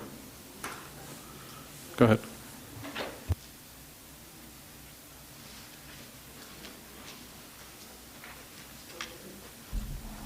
Joe Bickelman from Audubon. I don't know why everybody doesn't like pointing fingers. People point fingers all the time, and the finger that wins is out of here, all right? All those issues my wife delineated on, the first, you have this problem because you outsource the drivers, okay, and you outsource the buses. That's why you have the problem. There was no problem before that. It ran fine, smooth, no problems. You've got 3.5 years of problems now, okay? You outsourced them in May of 14. The school district transportation director, Terry Turley, retired in 9 of 14, and then in a subsequent month or two, on the agenda was to hire Randy Williams, the first student district manager that sold the district the outsourced busing, okay? You know, and then you know, Mary Beth got you through the year. Bob Laws was here from Virginia. You had Shock as a consultant, you had the IU. These ideas emanated from somewhere. They emanated from somewhere. You as a board got the idea from somewhere. So, you know, this not pointing fingers is for the birds. I frequent the Valley Forge Casino. They had a problem with their mailing and their conversion with their systems, okay? They pointed fingers. They got a new marketing department, and they got 2 new IT guys because it cost them money, okay? They had a problem with their conversion. They pointed fingers, okay? And they got rid of the people that were responsible. I want to talk about the damage to the road. I heard it come out in committee, and I heard it come out of committee, and I says, okay, we should pay for the damaged road in Worcester. Sounds like our trucks did it or our contractors did it, you know, for the doing work for the district. It sounded fine to me. We should pay it. Then we had the district's construction manager, Fadavia. He walked it and said it was water and advised you that it was water damage. And then the vote, you know, you changed your vote. It wasn't the trucks that the contractors were, because this guy said it was. And now he comes back tonight after a month and says, oh, it was some of the trucks and water. So it was water and trucks now. And then it was the sword of Damocles that Dr. Zerbe brought up about, you know, maybe we should pay it or we might have future repercussions. You never know, because we got, you know, a lot of projects going on. Man, when you come to the meetings, the things that you can put together and follow, it's ridiculous. Okay, it's just ridiculous. Now it's water and trucks.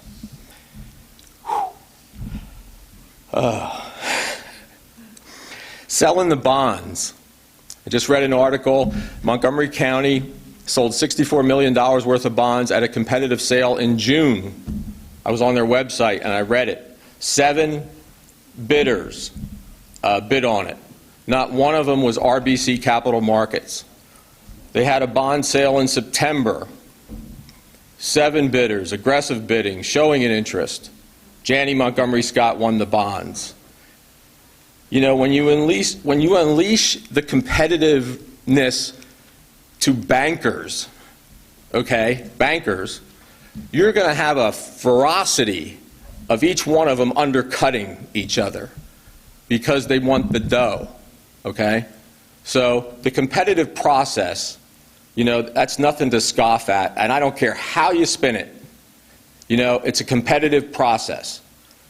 The rates keep coming down, you know, for that last 15 minutes of bidding online. So I don't know what the relationship is. The other thing I have is, does anybody know what bond counsel charges for the bond sales? at settlement. Does anybody know what bond counsel charges? I don't know, but you should shop around for bond counsel too, because you can probably get a deal and save money and get money into the classrooms where the kids are. Okay? You should do that too.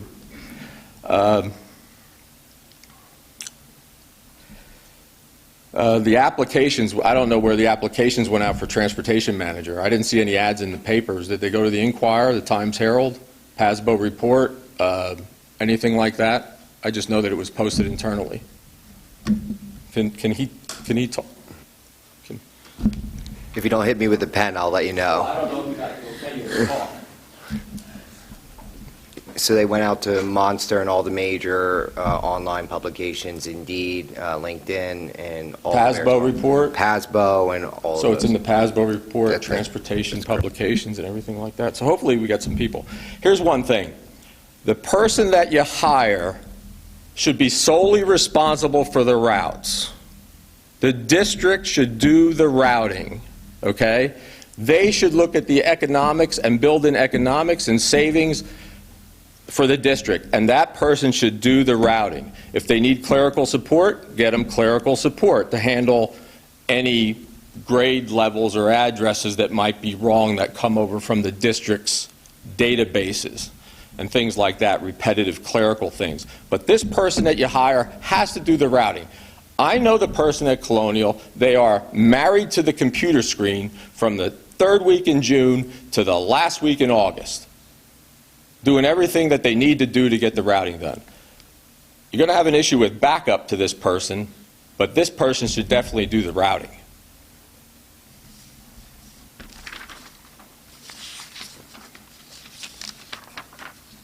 And then if it goes wrong, you have somebody to point a finger to. All right, thank you. Thank you. Anybody else? Candy.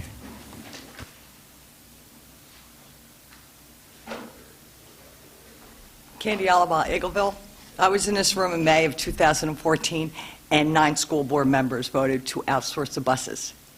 I can count on one hand the number of residents that came out and spoke out against it. They didn't. The bus drivers were here. But if you're going to point fingers, you could start with the former business manager, Stuart Whiteleather, who thought this was going to be a great idea. He's gone now. And a couple things he's done, he's left us in a bad situation. But the fact is, the argument was used, we are not in the transportation business. Same argument was used for the lunch ladies. And I've heard for the last, I don't know how many years, how horrible the lunches are in the school district. But we never hear from anybody from Aramark. But the fact is, the first year that we were outsourced, there was no issues. You had the original bus drivers. I had 2 children go through this school district. They graduated 9 years apart. They both shared the same bus driver for elementary, middle, and high school. And I knew I could trust that bus driver with my child. I don't hear the parents saying this, but I also don't hear the parents saying it here. They're saying it on social media. That's the big problem, and they're blaming the bus drivers. You have to have incentive to keep your bus drivers. We lost a lot of experience when we sold out the bus drivers. The root cause starts with the public should have been upset about this. And to say other school districts do it, but we want to do something different, we're not other school districts. Stop comparing us to other school districts. The troubles... It was a special meeting to outsource the district. May 6th. Special meeting. They didn't know. The routes. I don't know who thought it was a good idea to change the routes, because those routes worked very well for years. Now, when you decided to get a transportation manager, the previous board, they hopped, skipped, and jumped over a person who had 30 years' experience. And not only that, humiliated her publicly. Because Stewie Whitelander thought it was a great idea to have Randy Williams. You could have had Mary Beth Pestino in that position. She can do the routing with her eyes closed. She's handled every problem in the school district. And I know this because my husband's aunt and uncle drove school bus in this school district and worked with her. And his uncle is very well known as a bus driver in the school district. But to sit here and point fingers and say, we don't know what to do, you keep throwing logs on the fire. Go back to the original roots. Or maybe you need to talk to the bus drivers, the ones who have been here with a total of 70 or 80 years. This has done nothing but cost us money. It was supposed to save us money. So the school district is not in the business of transportation. That's why we have First Student. So if you want a transportation manager, maybe you should grovel and ask Mary Beth if she would take the job and maybe save this school district. I think that would be a great idea. But let's just keep throwing good money after bad. And another thing, we have this thing where we might want to partner with the township to rehabilitate bad properties in this school district. Why wouldn't anybody think that's a good idea? Norristown's doing it. Mr. Italiano stood here and laid out what the program was. Why wouldn't you do anything that would bring in money into the school district? Because if you decide you don't want to do it, Lower Providence is going to drop it. And those businesses will still sit there. The business on Rittenhouse Road, that's been condemned for way over 20 years. That's a toxic area. 25, I'm sorry. But the fact is, there's a possibility there might be a hotel built there. Doesn't make any difference. You fix up the properties in the school district to bring in tax money. And you don't do it on your terms. Mr. Italiano laid out the program, and I checked. It's been very successful in other school districts. And why you would even think about it is beyond me. Because right now, you need all the tax money you can get because you're losing people. We have a busing issue, which is going public all over the place. So the first thing you do is, instead of pointing fingers, you better figure out what to do real fast. But if you're planning on hiring somebody from out of the district, you're going to have the same problem you had with Bob Laws. So, I mean, at this point, the definition of insanity is the Methacton School District.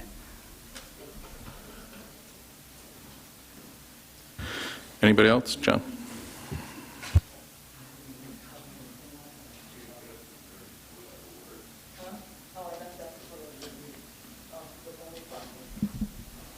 John Andrews, Lower Providence. Seems to me that Mr. Winters ought to have a better understanding of root cause by now with all the barn burners at this podium.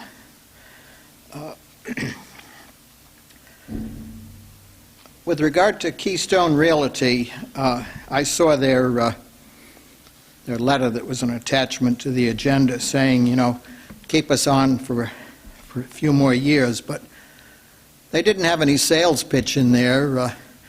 And, you know, we've got a limited number of commercial properties in Lower Providence, almost none in Worcester, and they've had the job for 4 years, so, you know, I kind of doubt that they're going to come up with any more instances for us and our solicitor to pursue.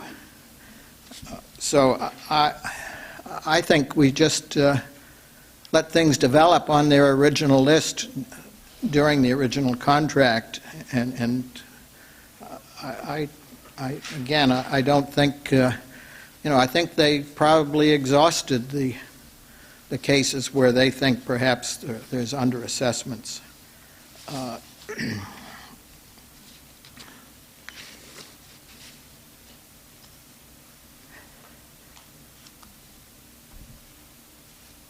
With regard to the arbitration process, or the optional arbitration process, the public comments were had to be in like 10 days ago, and I guess I'd like to know,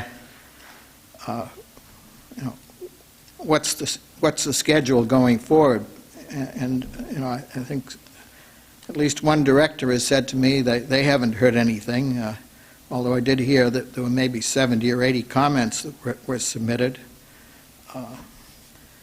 And then on the list of bills, there's an outfit by the name of Total Rental that during the summer rented us dehumidifiers for $1,622.50, and the same outfit rented us humidifiers for $1,622.50. So, that doesn't appear to be a smart or a stupid typo. You don't, at least at my home, I don't run the humidifier in the summer, and I don't run the dehumidifier in the winter. But I can imagine that if there's a mold problem, maybe a dehumidifier slows it down. It's a growing organism. So, the AEM report indicated that was mold in the basement of the Audubon School. But I'm wondering, are there any other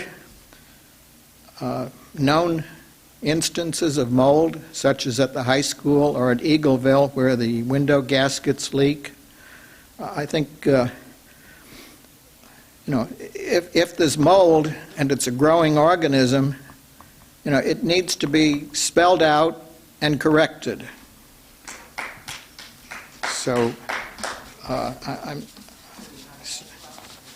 the question is, do we have a mold problem? If I could just interrupt for a second, it's a pretty important process, especially given the likes of things that are occurring in the media today. I think while I wouldn't normally comment on a matter like this, I think it's important for you making the comments that you made and the public who might be clapping associated with it.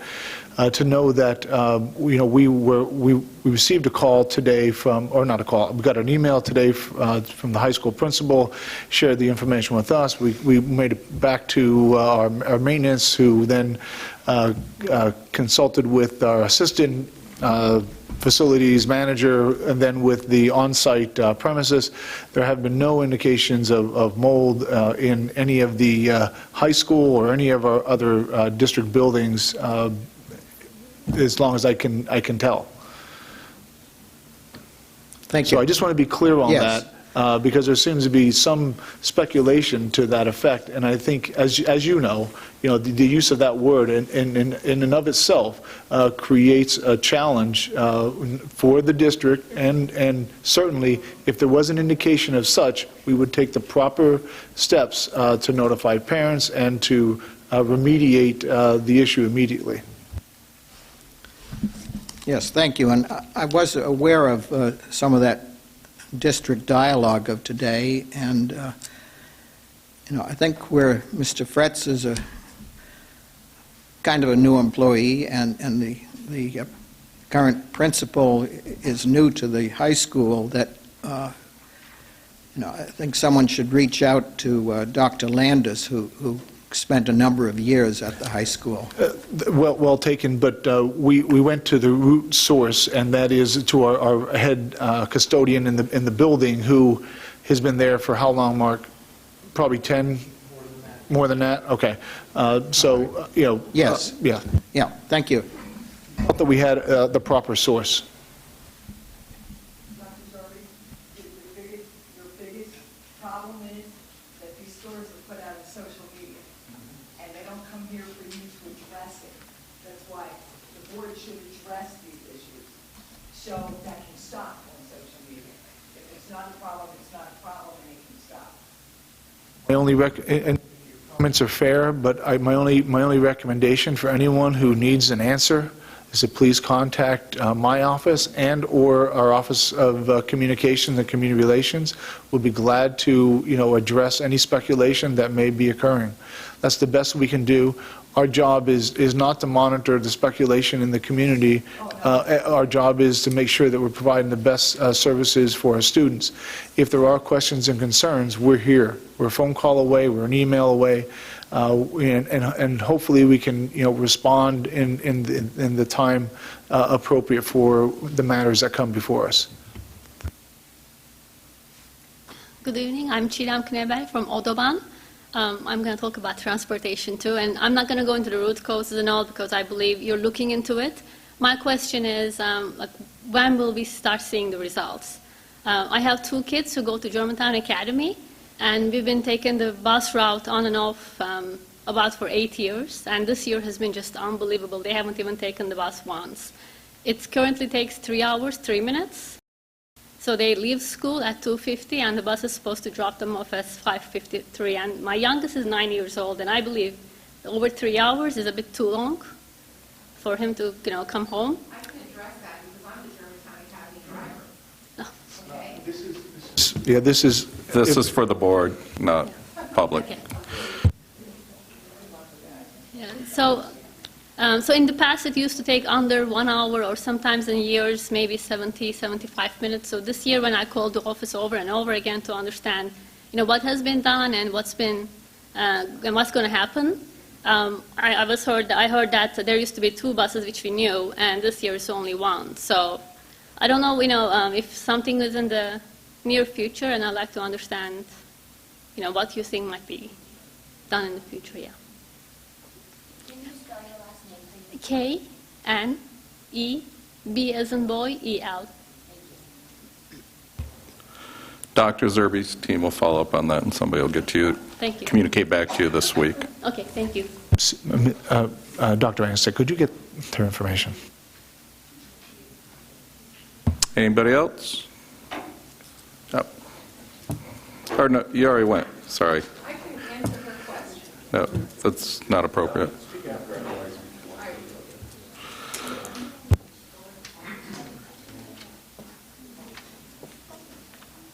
Brian Earnshaw, Lower Providence. Just a few questions, none of which are transportation related. On the Treasury's report, there is the VIST taxes held in escrow account. Am I correct that that is for property taxes that have been paid to the district but are under appeal? There are taxes that are paid in protest and under appeal. There's 2 conditions, so it has to be under appeal, and they have to notify the tax collector in writing that they're paying in protest. Okay. And am I correct, because that balance is now, with this report, it now exceeds $4 million. Is the bulk of that related to the Shannondale appeal? It is. Okay. Is there any update on that? Because that number is now essentially 2 years' worth of tax increases at the $4 million level. So if that gets resolved favorably, that could be a very positive impact. And I'm just wondering, when is this going to get resolved? Any indication of timeline or? There's a pending settlement conference to see where that goes.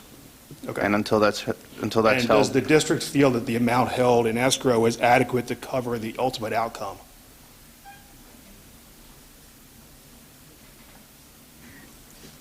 If you don't know. Yes, I mean, We don't know that. We don't know what the outcome will be. So that's it's according to the law. We're holding exactly what we're supposed to be holding, but without a ruling, it's a I can't answer the question. Formulaic calculation then? Correct. Okay. And these matters are discussed in executive session, is that correct? And have any board members on the Shannondale matter ever recused his or herself in discussing that matter? I guess you can't answer that, so I'll move on. With respect to the borrowing, not so much the refinance to save $100,000, but for the master plan, the $8.5 million, when is the expectation that money will be deposited into the district's accounts? Around November, December? December. December? And when is the expectation that money will be spent? The bulk of it in the summer of 18. So there'll be about 7 or 8 months where that money will just sit in the district's accounts. The district will pay interest at 3%-ish? It looks closer to 2. 2? Okay, 2. And the interest will earn 0.4? 1.1. Will earn 1.1? Currently. Currently. So there's that spread there. I don't know how much that is. But my question is, why borrow now as opposed to, say, June? It's a timing, because then it allows you to borrow the money next year also. Well, we're going to be looking at borrowing $10 million a year, year in, year out. So I don't understand why borrow now. I wouldn't take a mortgage out now So for a it's house based- I'm buying next year. So it's based on calendar year, not school year? So Correct. it's trying to get it into this calendar year so that you have it currently completed for that. That's the plan. But you're going to be, this is year after year. I agree, and you'd be 1 year later or 1 year current. It's a matter of timing. And I guess the last question on this is, what controls are in place to ensure that this money is only spent on master plan items? There's accounting codes that have been set up that will identify those items that are being purchased and put into those codes specifically, so you'll actually see how much has been spent. The codes are also set up to go by year and by building, so you'll know that the stuff that was supposed to be done in 2017, 2018 school year will be tracked that way, 18, 19, and so forth, so it'll be tracked accordingly. I understand the tracking aspect. My question is, what prevents that money being spent on items outside the master plan? Just the internal controls that we have. Okay, so has something changed since the Fields project? I wouldn't be able to speak to the Fields project. Okay. My concern is something for the board to consider. The district borrowed $5.5 million for the Fields project. $4 million was to be for the Fields, $1.5 million for other stuff. The full $5.5 million got spent on the Fields. That's my concern. Thank you. Thanks, Brian. Anybody else? Okay, motion adjourned. Second, all those in favor? Thanks for coming out tonight, folks.